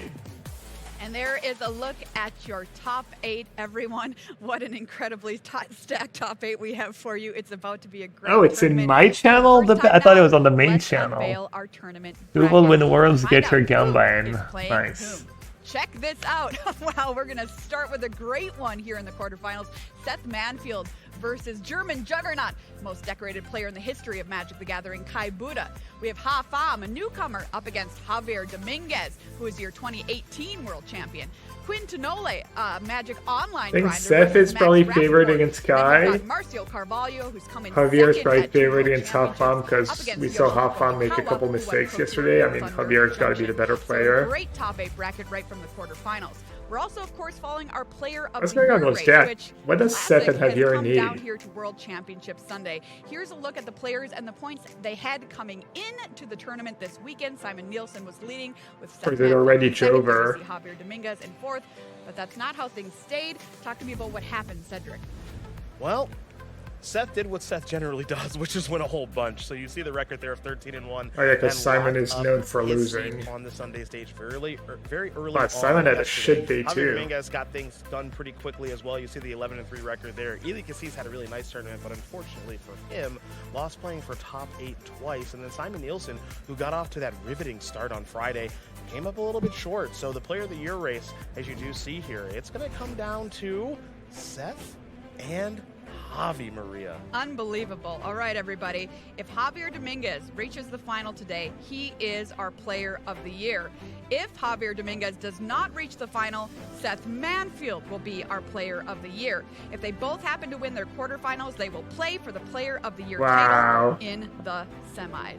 So really exciting stuff here today. Not only the World Dude, Championship Seth has to on beat the Kai line, to win but the how Kai are the players trophy. feeling That's this kind of morning funny. before this huge day of competition? Cedric talked to the players out on the floor before they started playing. Welcome to the Sunday stage here at World Championship 30 at MagicCon Las Vegas. We've got our 8 players. He's actually there defending his own trophy. You've got the Kai trophy in the background, and you literally have Kai on your way. And a reigning Pro Tour champion, the winner of Pro Tour Thunder Junction in Seattle earlier this year, is Yoshihiko Akawa, who is in his phone. Yoshihiko, how are we feeling? We saw you, Yoshihiko, on your phone. This matchup Addicted. is hard for me, but I want to win with the best luck and the best brave. So please hope. Well, sometimes hope can be a strategy. Good luck to you, Yoshihiko. From one Pro Tour champion to another, it is Seth Manfield, the winner of Pro Tour Murders at Karlov Manor in Chicago earlier this year. Seth, you were the first person to lock your spot here on Sunday, and you've got a matchup for the ages against Kai Buddha. How are we feeling about it? It's a special match. So whichever way it goes, like there's a lot of storylines there, especially with the Kai Bude Player of the Year race still in undecided. So I'm looking forward to the match. Seth always focused, but always wants to win the trophy. We're looking forward to that historic matchup. We'll get to Kai in just a moment. But first, we got to get to Mr. Excitement, Mr. Energy, one of my favorite people to interview. It's Javier Dominguez, who now has 3 cups and a deck box in front of him. I think this is his preparation strategy. It keeps working. Javi, of course, a former world champion, maybe a 2-time world champion? I mean, I will try. I'm keeping myself hydrated properly. So that's a good start. But yeah, I'm excited to play the games today. I'm passionate about this kind of games. Just honestly, hope I have some fun. I'm that if I wait, others, fine. Well, when it comes to magic and fun, that's Javier Dominguez. Now, we've just interviewed 3 people who have a ton of accomplishments, but some people are making a name for themselves this weekend, like Quinn Tonoli, who, if you follow on the interwebs, you know there's going to be a mountain involved. Now, Quinn, you're looking like kids in detention, all separated. The MTG World's Fist Club. Once the games start and I actually get to play my mountains, I usually can focus up. So hopefully that is the same today. We wish him luck, even though they are mismatched mountains. No judgment. Okay, maybe a little. Maybe a little. Now I'm coming to Kai, who, for as good as he is in Magic, his music tastes, they need some work, but his gameplay doesn't. Kai, yeah, see, this is unbelievable. Kai, you've got a matchup against Seth Manfield, a teammate, a friend, and a heck of a Magic player. How are we feeling about it? Always bad to play against a teammate. I'm feeling good about my deck. I'm sure Seth is feeling good about his. We will have to see. I think he's it feeling is kind good. of funny that he has to get past me to get the Player of the Year trophy, so that's fitting. Kai, we'll see if you want it that way. That's for the Backstreet Boys, buddy. We're going to move on this side. Marcio Carvalho, who has now 4 Kai was the most boring answer ever. But you don't want another runner-up finish. You want to win this Nate thing. Call yourself Curran, world thank you so champion, much for your Prime sub. The only score I need is win. Anything besides it is a loss, so I have to do it. I'm going to win it. He's calling his shot. He says he's going to win it. He's tired of second place. He wants first place. He wants to be world champion. But I think Max Rappaport wants to be world champion too, who is undefeated in Constructed. Really? So far, and I just got to keep that going. But yeah, I know my matchups well, and I'm just really happy to be here and competing What's with the he best playing? players in the world. Well, you are competing with the best, but you could be one of the very best after this weekend is over. And if that undefeated Constructed record keeps up, he's going to be world champion. But I think my favorite player of the top 8 is Hafam, who has taken this tournament with a much more fun approach. Tell me about the signatures on the playmats. All right, so I wanted to keep a souvenir for the world, so I'm asking every opponent to sign my mats in the country so that I keep that as a souvenir. So now I'm here. I have a tons of signature key players. I'm still missing some, so hopefully I'll get to win more today and to get to those players that I haven't met yet, played against this weekend yet, and get some signatures. Well, if he gets 3 more signatures, that means he's on to the finals, and then perhaps we'll have the ultimate signature, which is him signing his own playmat, because there's no one left for him to beat. He'll be the world champion. What we want to see is who's going to become the world champion on that Sunday stage here at MagicCon Las Vegas. World Championship 30. Our elimination rounds are about to be underway. We can't wait to see who's going to win the tournament. Awesome to hear from the players this morning before the top 8. Plenty of nerves in the building, I'm sure. Well, let's kick things off with our very first quarterfinal here this morning. Everybody, it's a great one. 2 of the best to ever play the game here in our top 8. Seth Manfield versus Kai Buda. Golgari Ramp up against Amir Midrange. Seth Manfield, your 2015 world champion. Should I keep the sound in the background? Is that gonna be weird? Drop. Check out Seth Manfield's road to the top 8 here today. Lost in round 2. I'll play off stream, I guess. I could do that. I don't like losing. Didn't win the rest of the tournament. Was our first player to actually lock up a spot in the top 8. Undefeated in standard for Seth. So a very easy road no here to the chance. top 8 for Seth. Kai Buda had a bit of a tougher road here. Started out 4-3 on day 1. I mean, my deck's pretty easy to play, I guess. I can maybe like play out stream and manage exit the advantage It was a great match. Go check it out if you missed it. But got there versus current reigning world champion Jean-Emmanuel Duprat in the final round. So a real nail biter for Kai here to make it to our top 8 today. There's a look at the players. What about this matchup, Monty? Ooh, it's going to be a tight one, Maria. We're going to start by taking a look at Seth's deck. Of course, both of these players are on Team Channel Fireball Ultimate Guard teammates, but on different archetypes for the tournament. Seth, who was the originator of this deck, kept the shell from the domain ramp deck of Overlord of the Hauntwoods alongside Up the Beanstalk, but wanted to have access to better interaction, so went with a Golgari strategy instead. And one of the key cards that you get from being Golgari, of course, is Glissa Sunslayer. This card is an absolute powerhouse. As soon as it hits the board, it demands an answer, and if not, it can very easily take over a game. On the other side, we do see Kai, who went with Dimir Midrange. This was definitely the more successful deck for the team, but ultimately they only put one of each into the top 8. This deck is a successor to the Esper Midrange decks of last year's standard. We see cheap creatures coming onto the board early, and then that allows you to put on some pressure while leaving up one of your bevy of interaction, whether it's counter spells, removal spells, or just being able to pass the turn with 4 mana. And if your opponent doesn't play into you, you just drop an Enduring Curiosity and take over the game completely. This deck is really powerful, but one thing we heard from Reed yesterday is they're looking to play against the polarizing ends of the matchups, either hard control or hard aggro. Once you start facing these more mid-range decks that are able to go over the top of you while still having card interaction, things get tough. All right, well, we have 2 greats here in this matchup. Mani, which one do you like here? As much as Kai doesn't lose on Sundays, I have to go with Seth Manfield. I think his deck is just favored in the matchup. All right, what about you, Cedric? I'm going to need your help with this one, okay? Okay. As much as Kai doesn't lose on Sunday. There you go. I'm all set. All right, I'm with you, Cedric. It's time for our first quarterfinal. Take it away, Marshall and Paul with the call. Thank you, Maria. Yeah, Kai doesn't generally lose on Sundays. That is absolutely true. Welcome to the booth here at the World Championship. I'm Marshall Sutcliffe, and this is Paul Chion. And That doesn't lose a whole lot on Sunday either. Here at the World Championship, we've got our first quarterfinal match all ready to go for you. As we mentioned there at the news desk, Seth Manfield versus Kai Buda. Kind of silly to put his record at 13-1. You don't see that often at the highest level of our game, the World Championship. We'll see Seth walking out. Seth, 2015 World Champion. And that guy right there, Kai Buda, 1999 World Champion. Yeah, that's a long time ago.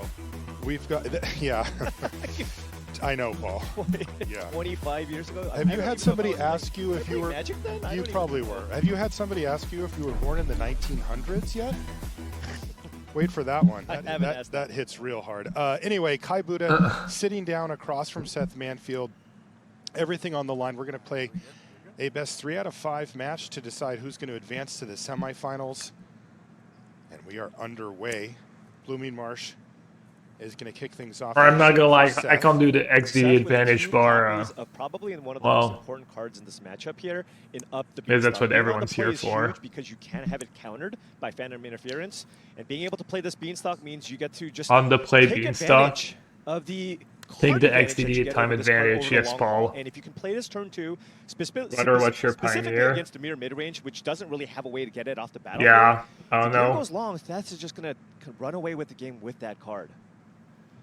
You can see decision. I mean, like people who want to watch Worlds can have both streams open, and it's kind of silly for me to watch Worlds. Honestly, I kind of agree. Has access to Deep Cavern Bat. I'd get the Silent or Minority Fairy Mastermind. So Runner. those are both Have fine my options. Fairy Mastermind is a nice answer tournament on to stream. Beanstalk. It allows Kai to kind of keep pace with the extra cards that Seth draws. But if you're Kai, you have to think Seth's deck has 14, 15 removal spells in his deck. If you just run out the Fairy Mastermind here, it's just so likely that Seth is going to have a removal spell for the Mastermind. So a little better to run out the Bat here instead. Maybe nab one of those removal Just effects put Worlds in a before little running out corner. the Fairy Mastermind. That sounds. I mean, I can, but it the card draw seems engine really. is for both players very powerful. You see How do I even do that? Up the Beanstalk there. On the other side of the table, Kai Buddha, well, he has multiple ways to draw cards, but the one that really stands out is Enduring Curiosity. Particularly because Seth sounds can't like a really lot of block work. flyers. I If could have they the do- sun in the if they are able to background. stick on the battlefield, they could lead to significant card advantage going back in Kai's direction. It's not like he doesn't have a way to draw cards either. Yeah, Curiosity is a fantastic card. Now, Seth, unlike most versions of Golgari, is playing 2 copies of Tear Asunder, which is a nice, clean main deck answer All right, what's my to opening the playing? powerful enchantment. Additionally, Seth's deck actually plays, because it plays less creatures, it actually has more removal spells than your typical Azorius Golgari mid-range Lotus deck. Field, And we saw another Marcio Lotus Carvalho deck, when he was Straight playing against Proctor. Kai, just kill all the flyers. If I just kill everything, you're not going to be able to draw any of the cards, and Seth already has his card advantage engine online here, so it's going to be tough. Looking at Seth's hand, we have Go for the Throat, Harvester of Mystery, another Beanstalk. All right, XCD just a time did lot of not removal bless my spells that opening Kai has hands. to grind through before even being able to draw any cards with the Curiosity. Ultimately, the Bat is going to take Virtue of Persistence. I need to keep the bindings for the Which is Planeswalkers. usually common. The Lochthwain Scorn side of that card would kill the Bat. And Seth had multiple answers for the Bat anyway. Now, Seth, with some mana issues here, you drew a Demolition Field and a Fountain Port, so these colorless lands sometimes are not free. And one card that Seth is probably very concerned about here, which is probably the best card in the matchup. Yeah, I'm Kai, starting stream as is Element Kaito, Beyond. Bane of Nightmares. Seth has a bunch of spot removal spells, but not a lot of ways to answer the Planeswalker. At least when he was playing against the Golgari mid-range deck, Marcio had creatures that could threaten Kaito. Seth doesn't have as many, so if Kai can get a Kaito into play, that could go a long way here for him to potentially win this game. So Seth had the option for the Go for the Throat to prevent a potential Kaito. Instead, he goes for Up the Beanstalk, perhaps digging for my a opener swamp is to still fire off playing, a duress yeah. for it, but instead, no land there. He found Anoint with Affliction. Now, he does have the Fountain Port for the turn, but that's not quite the same thing. Kai's going to take Push a so good good aggressive stance, sometimes. so he's going to chip in for 1, and then Unstoppable Slasher hits the battlefield. That will definitely demand an answer. Ouch, and it looks like Seth does not have another land here. Really? He drew another Beanstalk, and Beanstalk is a great card. Is but Marcio you on need to Team be able to at CFB least- now? You can't just cast Beanstalks all day. I think he tests You need with to be- you need to be Team able to at least Worldly keep the board Council, somewhat maybe? clear here. He does have that Anoint with Affliction, which is a clean answer to the Unstoppable Slasher. But missing a land drop here is pretty huge, especially considering the fact that Kai has access to double Enduring Double the Curiosity. Beanstalk Now, is Kai full, doesn't but have land it's number not if you don't 4, draw But the- if he does find it, if Seth decides to fire off this Anoint with Affliction main phase, Kai can then slam the Curiosity, at least draw 1 card here off the bat. Seth definitely would prefer to play Up the Beanstalk, hit a black source, and have access to Go for the Throat. Yeah. But, man, do you really want to take that hit? It's a huge amount of damage. Right. Just going for the remote. Now the thing is, if Kai doesn't And actually, that was annoying. Right, and if Kai doesn't find land number 4, then he actually won't be able to pull that far ahead and take advantage of the fact We're up that to a Seth good didn't start. find a land there. Yeah, and with only the bat. I'm gonna mute it. I feel like it's too annoying. I'm not sure it's gonna matter. I'm not sure how the late game plays out for me, but maybe if I can keep the fairy in check with binding and they're not drawing their actual lotus draws, might be okay. Do I let them have a Wandering Emperor? Probably.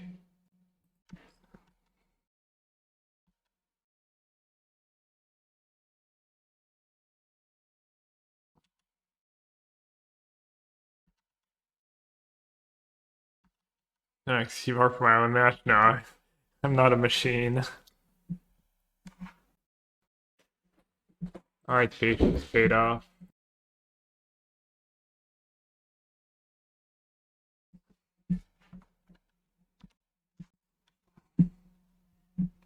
I mean, Teferi is definitely a bigger problem than an Emperor. It's not close. The question is, you know, what are the odds they have Teferi there on top land plus Teferi?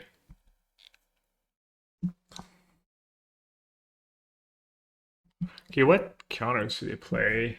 A veto, free march for impulse, some normalize. Discontinuity, so I should play my lands first. At any rate. And probably just an Overlord here.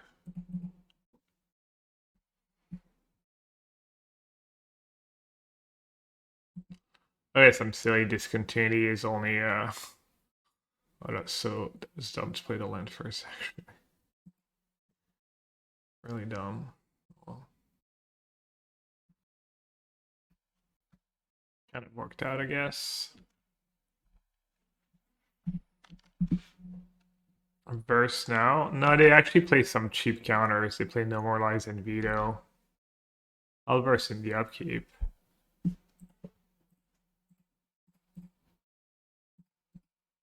Alright, let's see what's going on in the Marcio Kai match. Free Up the Beanstalk, but Kai has Kaido. Looks like Kai's probably ahead, right? Kai's missing land drops, so Kai found a land. Not at the ferry, unfortunate. Yeah, I could have kept a second binding. Oh well.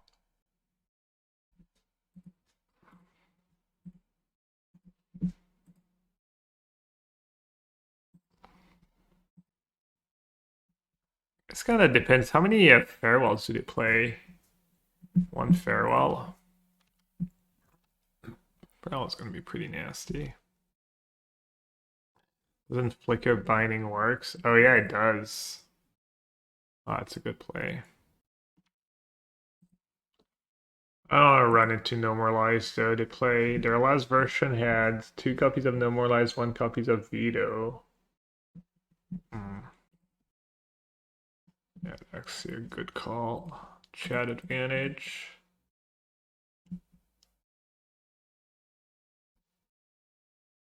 Oh, it doesn't work. Oh, it does work. I was like, really? I have to choose before they choose? I almost got scared for a second.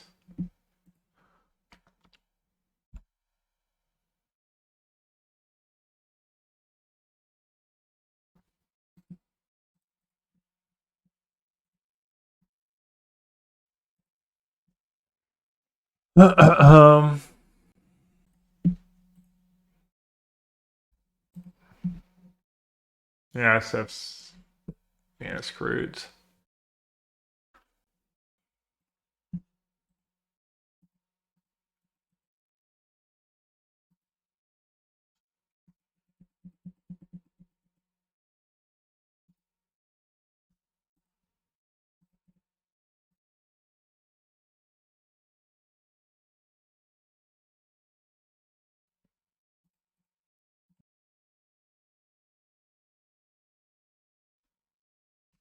All right, it's all flooded here.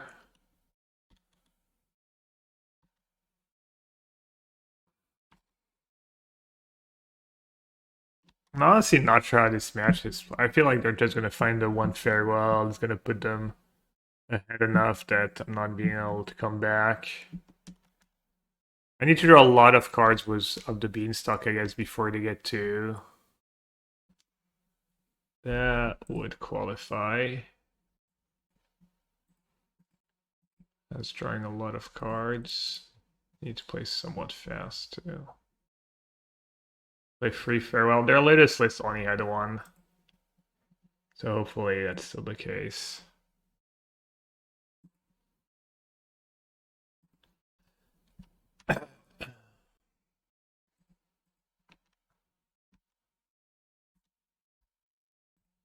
Kai versus Seth. Got, well, it still looks going really well for Kai still. Vanishing Verse is all something. It's kind of nice. Having all my Overlords in play at the same time is pretty bad, I guess, but it's not like I guess I could have impended. I didn't realize. I wasn't paying attention. I could have maybe impended there. The blue Overlords. Yeah, I can't focus too much on the Kai Seth match, or else I'm gonna time out because tough matchup though.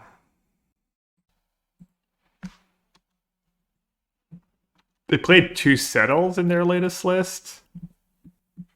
So I guess all attack was just the blue Overlords. I don't really care about the mana, but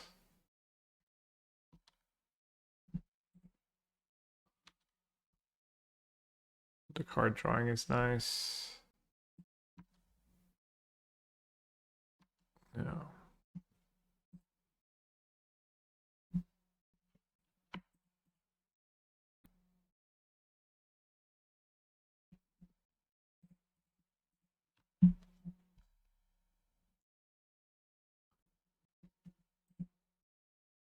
How many actual sweepers do they play? 2 Sunfalls, 1 Farewell. Try Miss Lethal. Probably still gonna win. You like this Impend? Yeah, they do get to like Castle Vantress and stuff. This way I keep mana up. Mana up for what? I'm not sure. Right, another Deluge too. How did he miss lethal? Was the line, was the mistake? Sounds like it was pretty obvious too. Creature land, man land.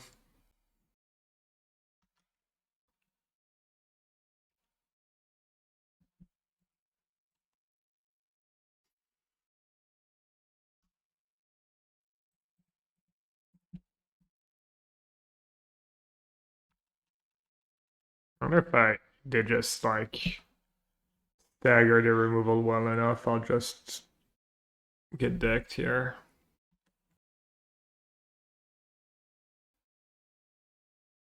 Just time walk.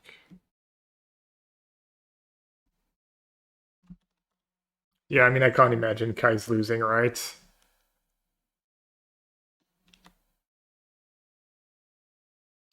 It's best of 5, right? What else would it be?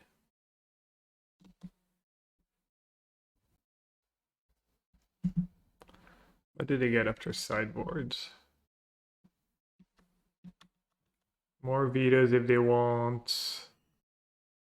Narset, a second farewell. It's not gonna get easier. My encounters go a long way though.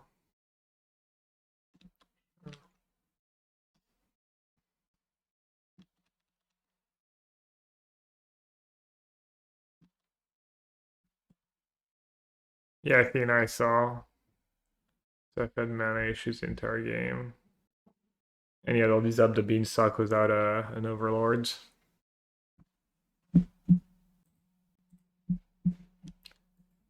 Dream Trawler?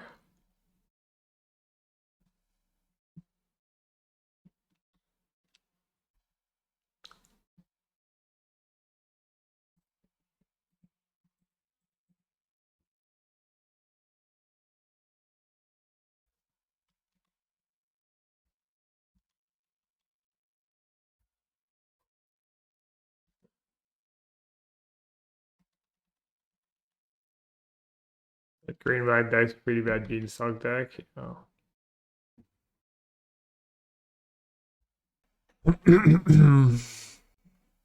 So what they could have besides Settle is just Settle at this point. March, I guess. Just trying to think if I should try and draw into a Zur first. Probably. I'm not very, I don't know, that was silly, I think. I'm not trying to draw into a Zur first. Send the other white overlords. Yeah, it could just be Emperor. I don't know, I don't know why I played like that. That's so bad. Oh, too late now.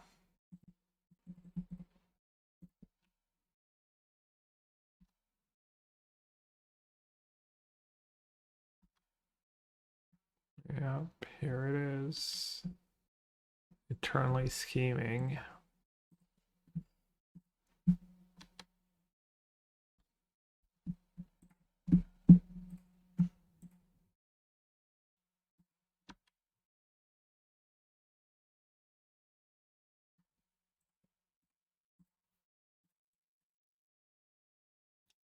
I think I care more about tapping the Dream Trawler than I do about... I'm going to discard it normalize anyways. So they don't have one left. I don't think it's that big of a deal if...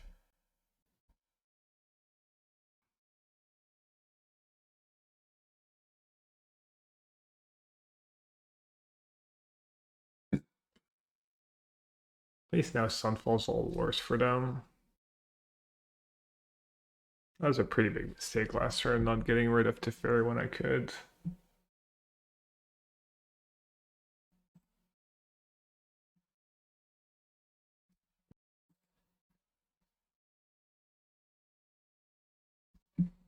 Alright, what about now?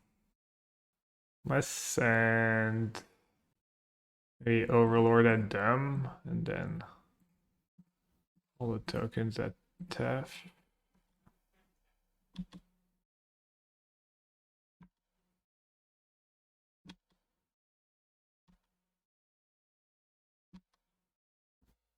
Are really worth protecting Tef? Just marching free tokens instead of, I mean, you could literally like march a binding. Seems kind of atrocious, but to do that. Wait, did they even save the Teferi? Okay. I'm gonna impend that since I have Zur in hand. Maybe I needed the lifelink from Zur this turn. That's kind of nice, actually. Another blocker for Dream Trawler just in case. And a binding.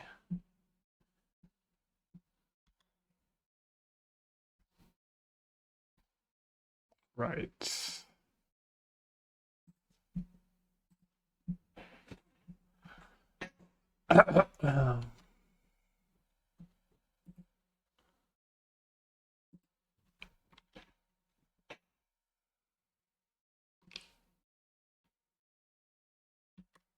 Deck needs endurance. What a troll.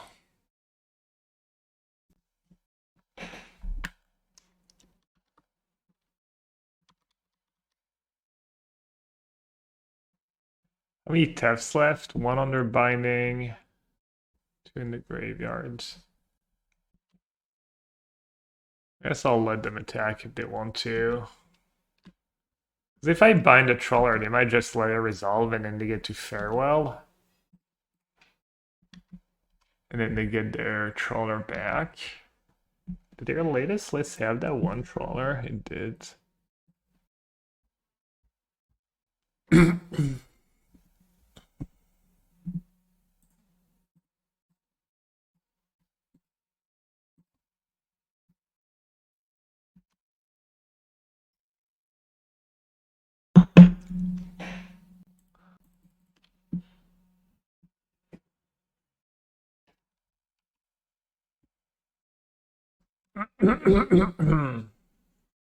That stage and halls and stuff. These fatal push might actually come in handy.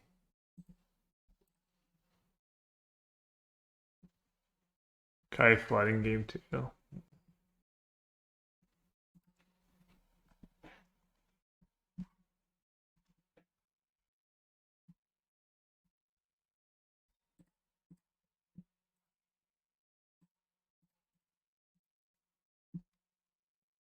I'm gonna impend it to play around the sweeper.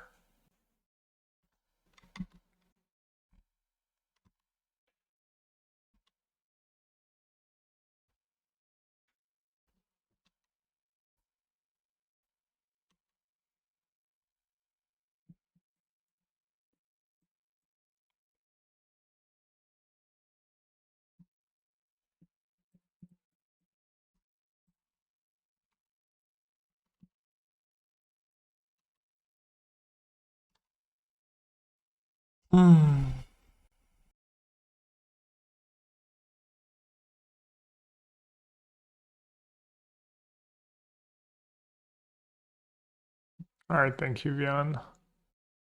Appreciate it.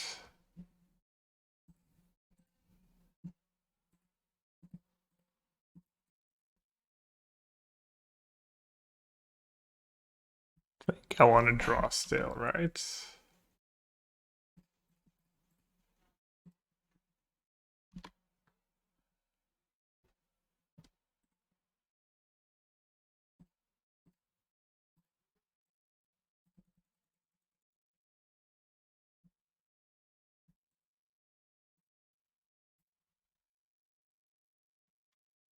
I guess I should be attacking Death. Looks like I'm just gonna get decked.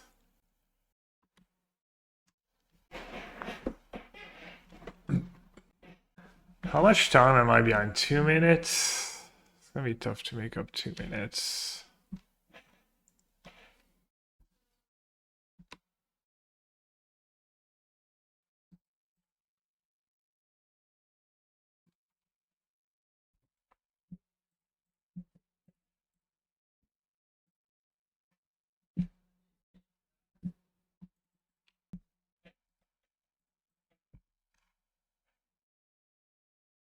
Later, Bjorn.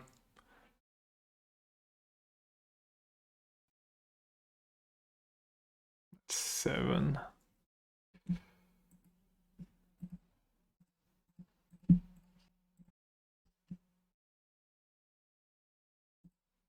mean, I have to get rid of Teferi, surely. That March. Oh, March that. Huh. I think I can maybe make up time and time them out. Might have to restart Magic Online. Yeah, if someone can be like live, I'm gonna close a bunch of streams I have open too. Oh, I could have activated again with Hexfer if I just, yeah, I mean, they made a bad play. I made a bad play. Yeah, just not paying attention.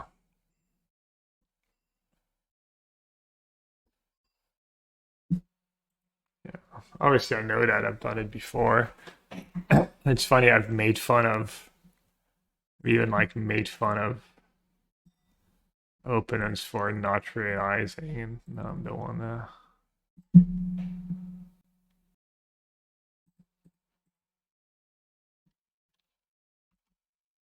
I guess I should have 6 there.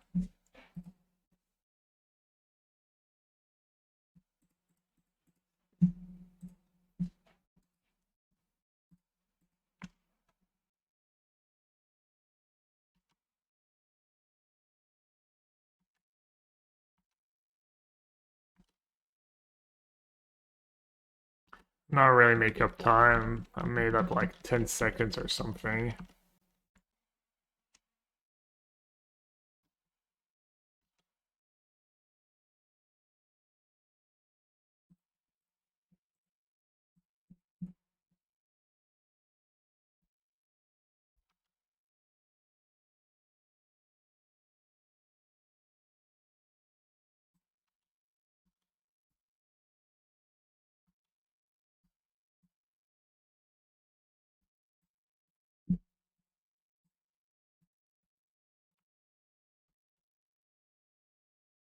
1-1.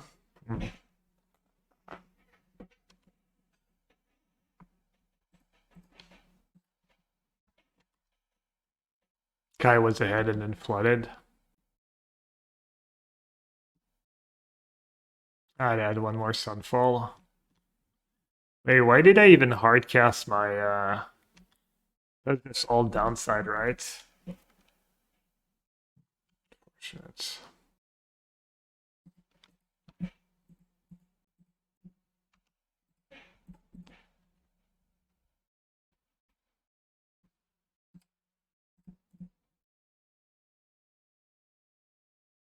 I guess if somehow you play this matchup and you can manage your deck a bit better, the cards you're drawing, if you can afford to.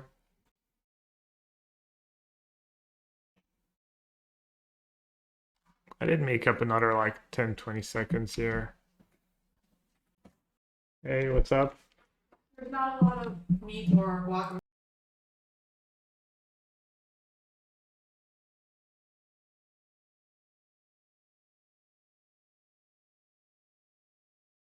And I want to have you in.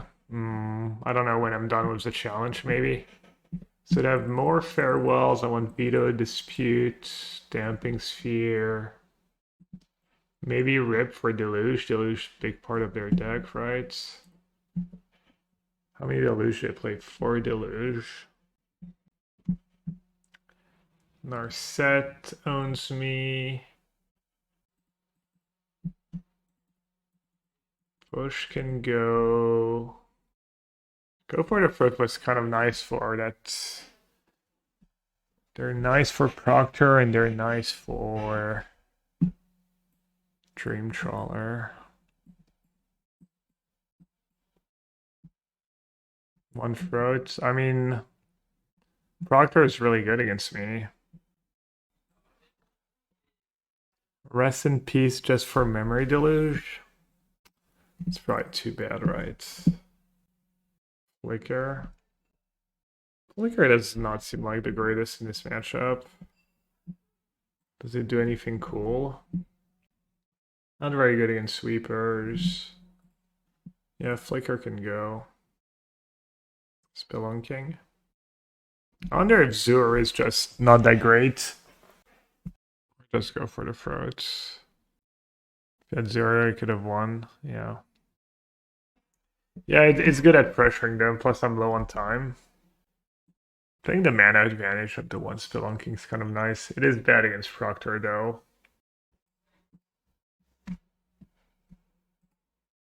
Alright, a minute and a half behind. Not the worst hand. I forgot to restart. You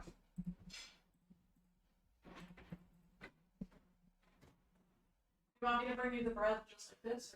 I'll grab it later. Here, dear. I can bring you a tortilla too if you want, but.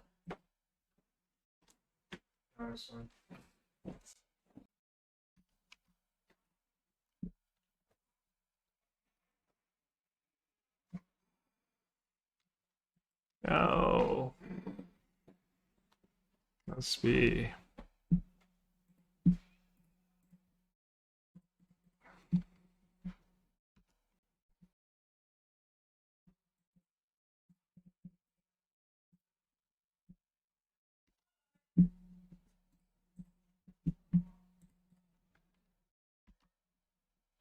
That was pretty good.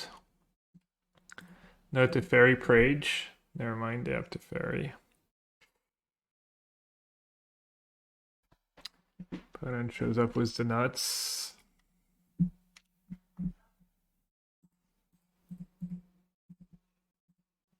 mean, that's gonna play like kind of fast. I'm not sure it's the right play, but I'm just gonna snap some decisions off.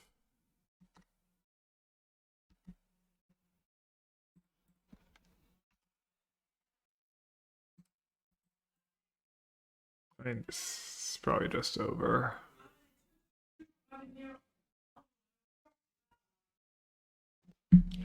Somehow I got paired against 2 Lotus Field decks in 6 rounds. It's just so silly. It's like 10% of the field or something. Maybe less.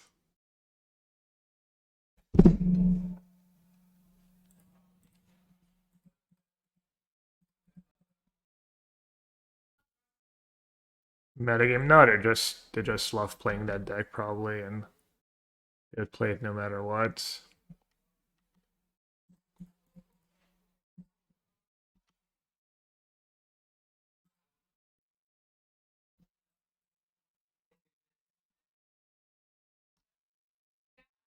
What?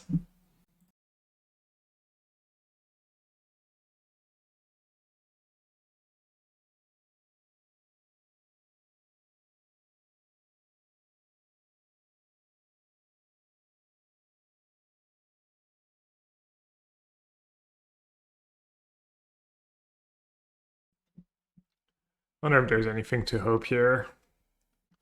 Anything to hope for.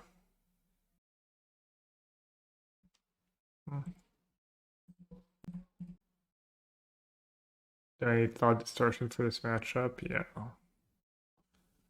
Probably would be good.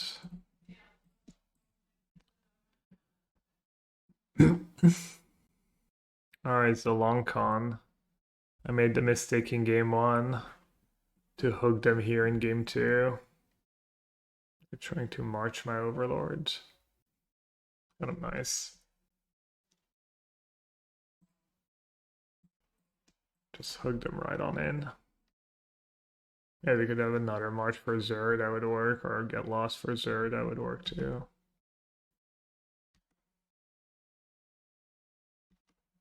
Just everything Tef, yeah.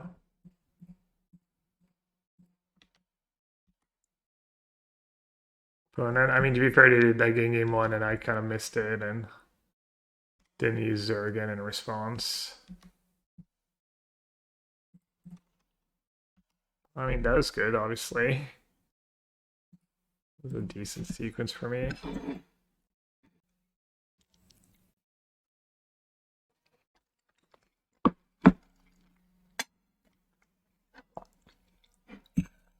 Could maybe be enough to, like, prolong the game and time them out. I doubt it, but Seth has the XDD time advantage on in game 3. Is it like over, or can Kai still win?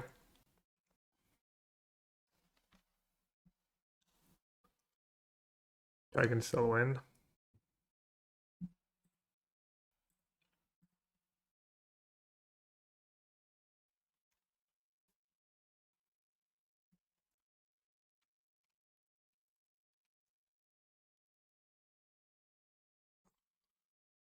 Let's see.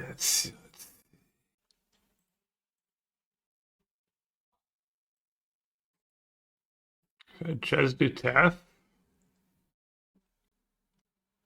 I don't know, maybe this is bad.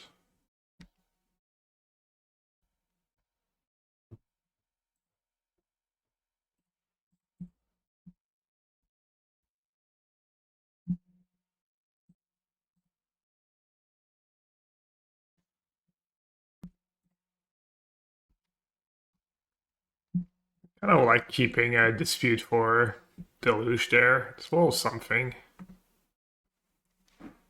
Wait, they didn't even Deluge? 6 mana. Exile a creature and enchantment. No, artifacts and enchantment. Oops. Artifacts and enchantment. I'm just gonna counter it, I guess.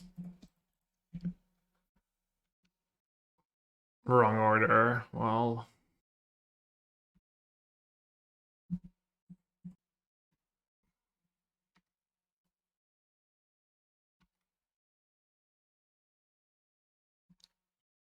Can I just kill them here? How am I doing on time? Bad again. That's nice. I guess I want to activate Beanstalks instead of Revito.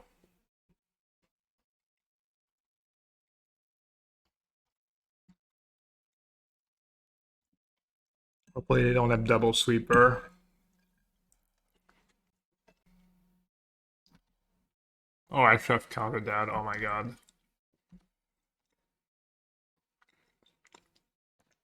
Not I can cast Discontinuity on my turn.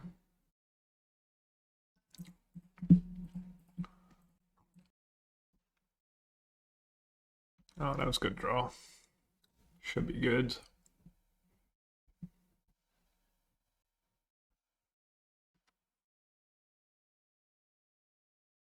Are they dead and they're just trying to burn some clock? Oh no, because... Dude, are they really playing into Dispute again? 8 mana. If they'll lose to Dispute, that'd be funny.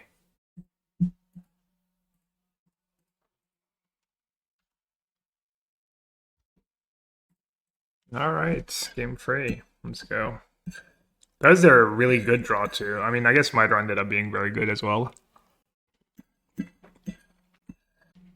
Beat their nuttish draw, yeah.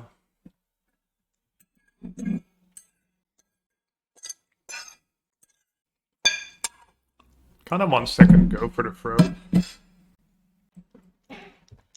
Feels like you take out removal for distortion. I mean, I just expect to play against Prowess more than I expect to play against, like, Lotus Field and Lotus decks. Seems like a reasonable assumption when you look at the fields of the challenges. Spelunking. People just love cutting Spelunking. It is pretty bad against Proctor. Alright. Also, Spelunking, like, is a clock killer. Asks you, like, with the shock lands, it can be rough. Why is Spelunking better on the draw? Or on the play? I think it's the other way around. Alright, this hand blows against Proctor, but what you gonna do?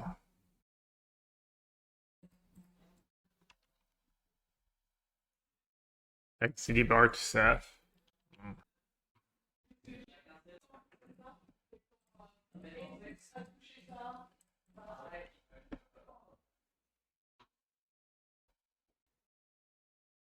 That's a good start for me.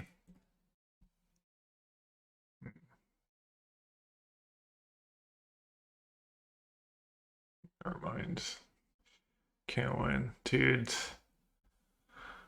It's not even that good. I mean, it's still something.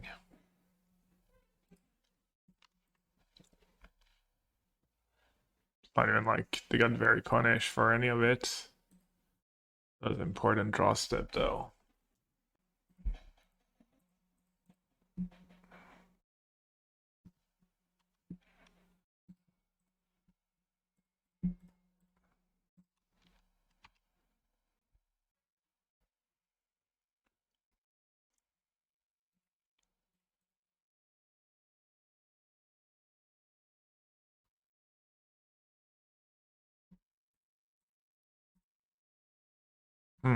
That does nothing. I'm already at 13.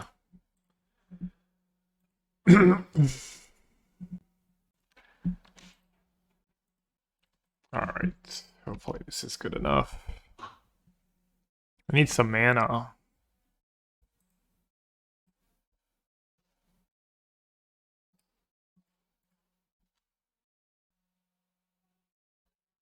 So silly. Oh, farewell. Yeah, I mean, what can you do? What can you freaking do?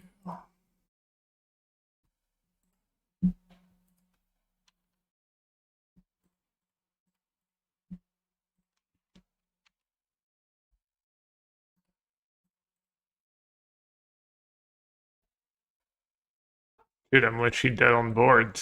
I don't have Damping Sphere anymore. Lols. The lols are real.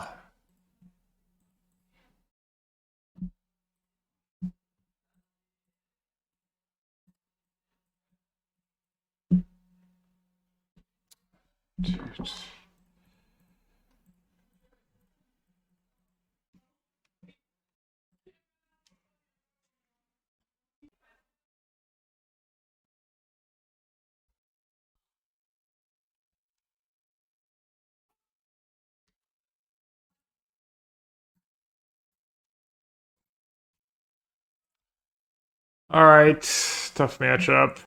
The bat. Interestingly, neither of the removal spells are good enough against Shieldred. Right. Well, you can combo them. Both are.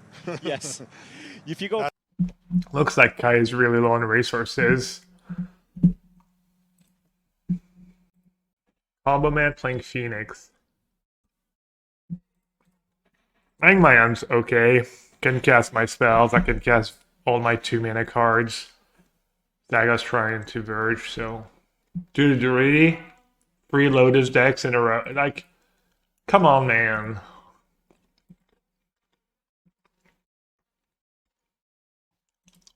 What the actual... It's so silly.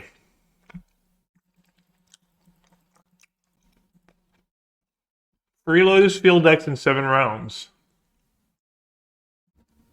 And I keep getting screwed against them too. Whatever. Probably just scoop, honestly.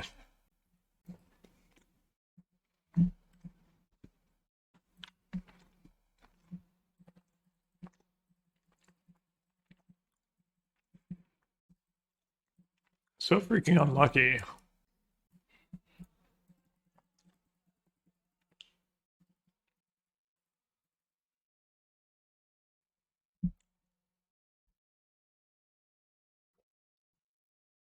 Alright, Kai is all in on top of his deck. He needs something big.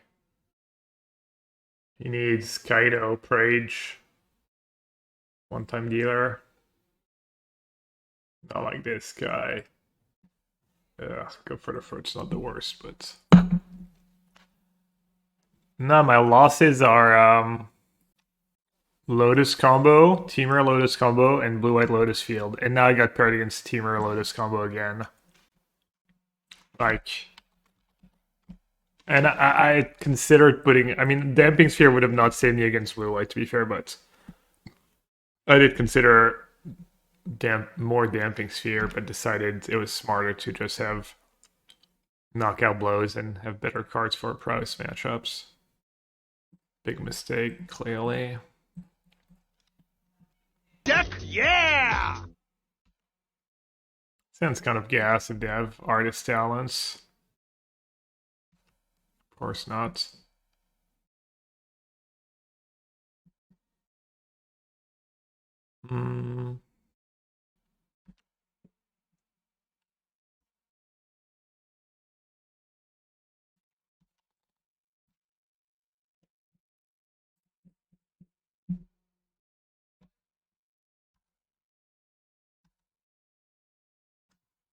It's kind of a tricky spot.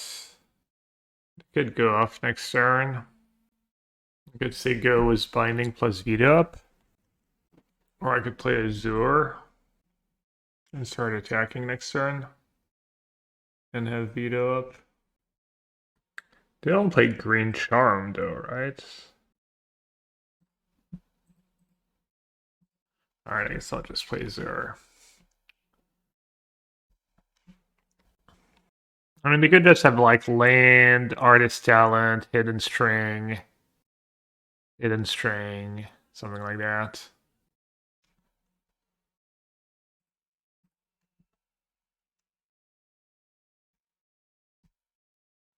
Into the Floodfarm by binding. Don't want to keep veto mana up.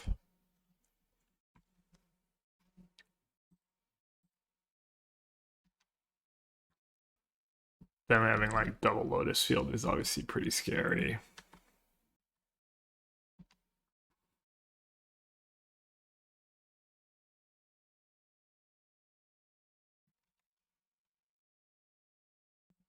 Assuming Kite's losing.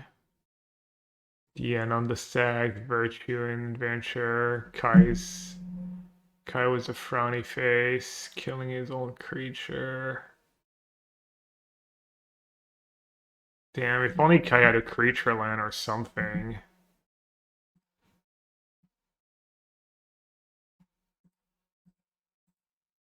Assuming I need to counter that card. It's all too good not to counter.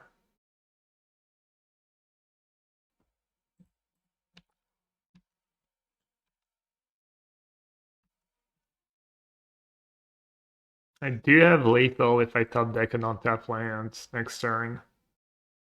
Might be in business. Can I even make top 8? No. Oh, someone's already 7-0. That was fast. Not trying to get a land drop as a binding. No, I think it's better to keep double binding. Their deck kind of still needs Lee or Artist Talent to go off, I think, a lot of the time. The extra land drop's not doing much for me.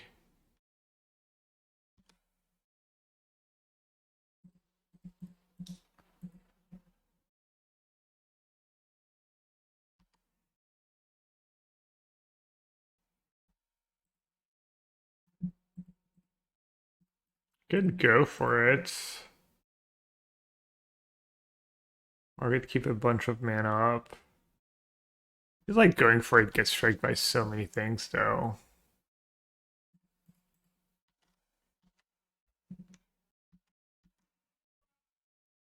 I guess I messed up. I was supposed to play Binding and activate it and have 6 mana up here. That was maybe better. Dig. Oof. Yeah, I kind of threw this game. I did that whole like that sequencing was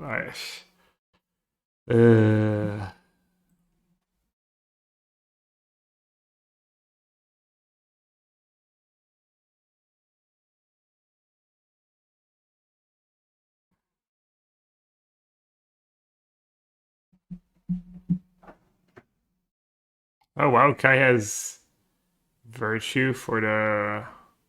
Oh right, Seth can pay. He goes on tap land. Are they showing all 7 matches? I think they usually try to show at least bits of all 7 matches, yeah.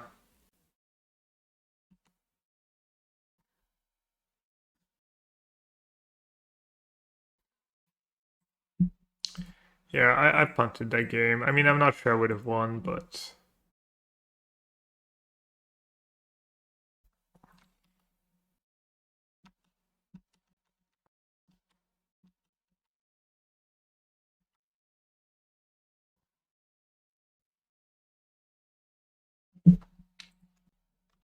Am I winning? No, I can't make top 8. I got some bad matchups.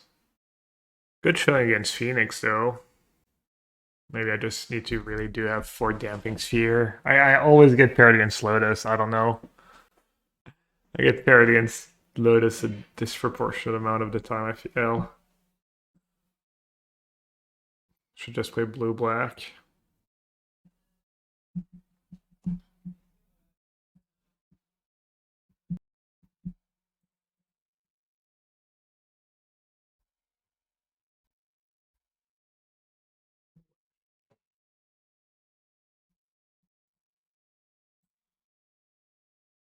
What are they wishing for?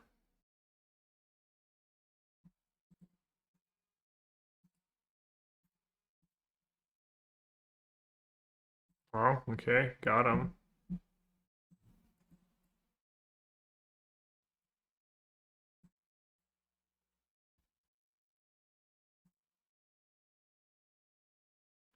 This is looking extremely bad for Kai. It's completely over, right?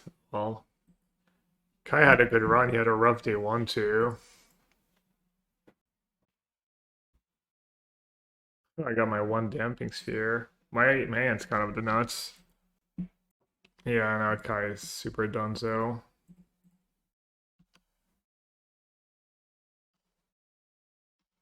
Opponent front the game by tapping the land. Yeah. Yeah, opponent, if they could see my hand, they would have not done what they did. That's for sure.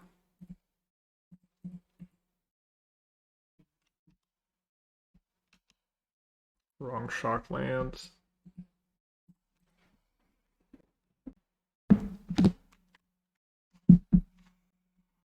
Just play a lotus, you know you want to. Bernie Sanders just chatting. Our nephew is gone. He was with us this whole weekend. Went to the Paris Game Week on Friday. It's like a video game expo, kind of like convention, I guess. It was fun. He had a good time. I would never go if it wasn't for him, but it was nice. I saw that Bernie Sanders did a stream with Pokimane last week. I feel old. I didn't realize Pokimane was involved in politics. Has she been for a while, or is that like pretty recent? Hey, Dinishit, excellent joke. Only you were the first one.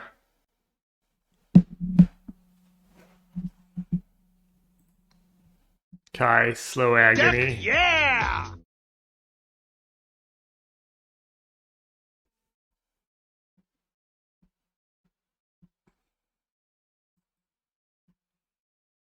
Didn't she have a big stream with AOC back during COVID? I don't know. I'm not a Pokemon follower.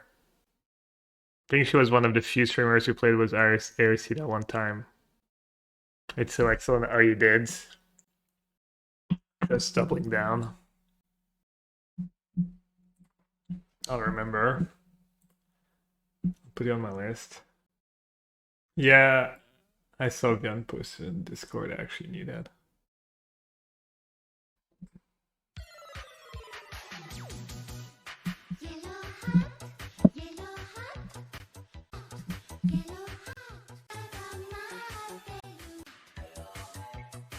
Alright, tank, Vizier. LNF, thank you so much for the 8 months. Welcome back. So if they play Lotus, they can float 2, play a Lotus, copy it, untap 1, untap both, have a lot of mana. I probably need to bind something, right? Question is what? Which one do I bind first?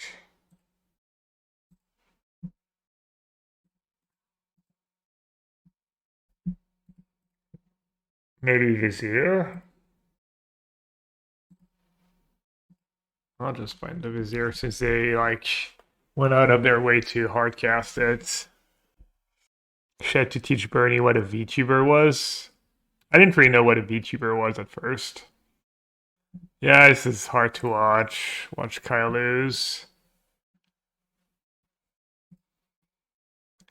Sunday Kai is just not what it used to be.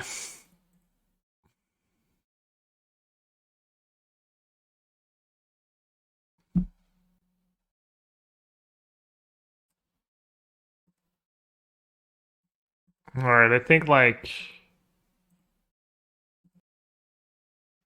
probably this. Into binding on one of the talents, maybe? Like, pretty good. 2 mana, Lotus, copy it. Not enough mana for hidden strings. Hopefully I don't die next turn. And then I can have like Damping Sphere plus Flicker of Fate plus Dispute.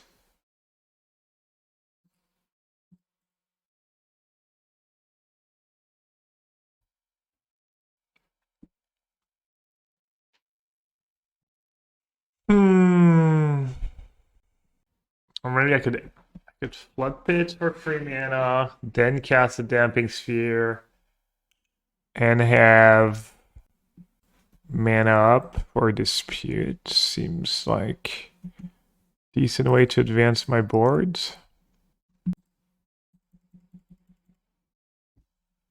And cards in hand.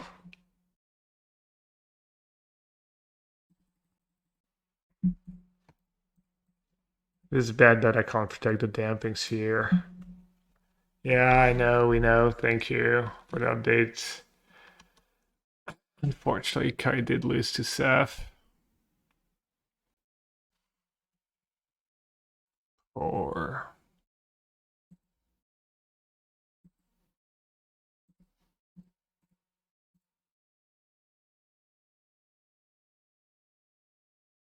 alright, now I can like Zur. Verse up to. Spelunking. Land. Zur activate. Just Zur activate. Keep Flicker mana up for my Damping Sphere is probably good.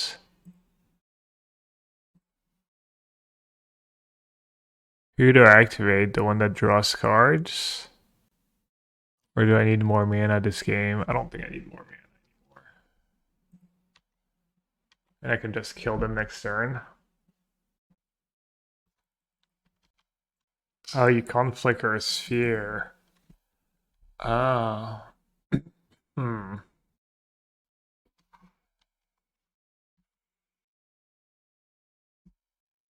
What happened to Domain and Standard? Probably was never a good deck.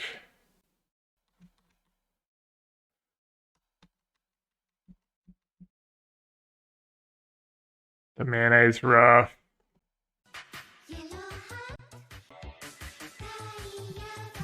Let's go, we finally beat a Lotus deck. Alright, another good showing for the deck, honestly.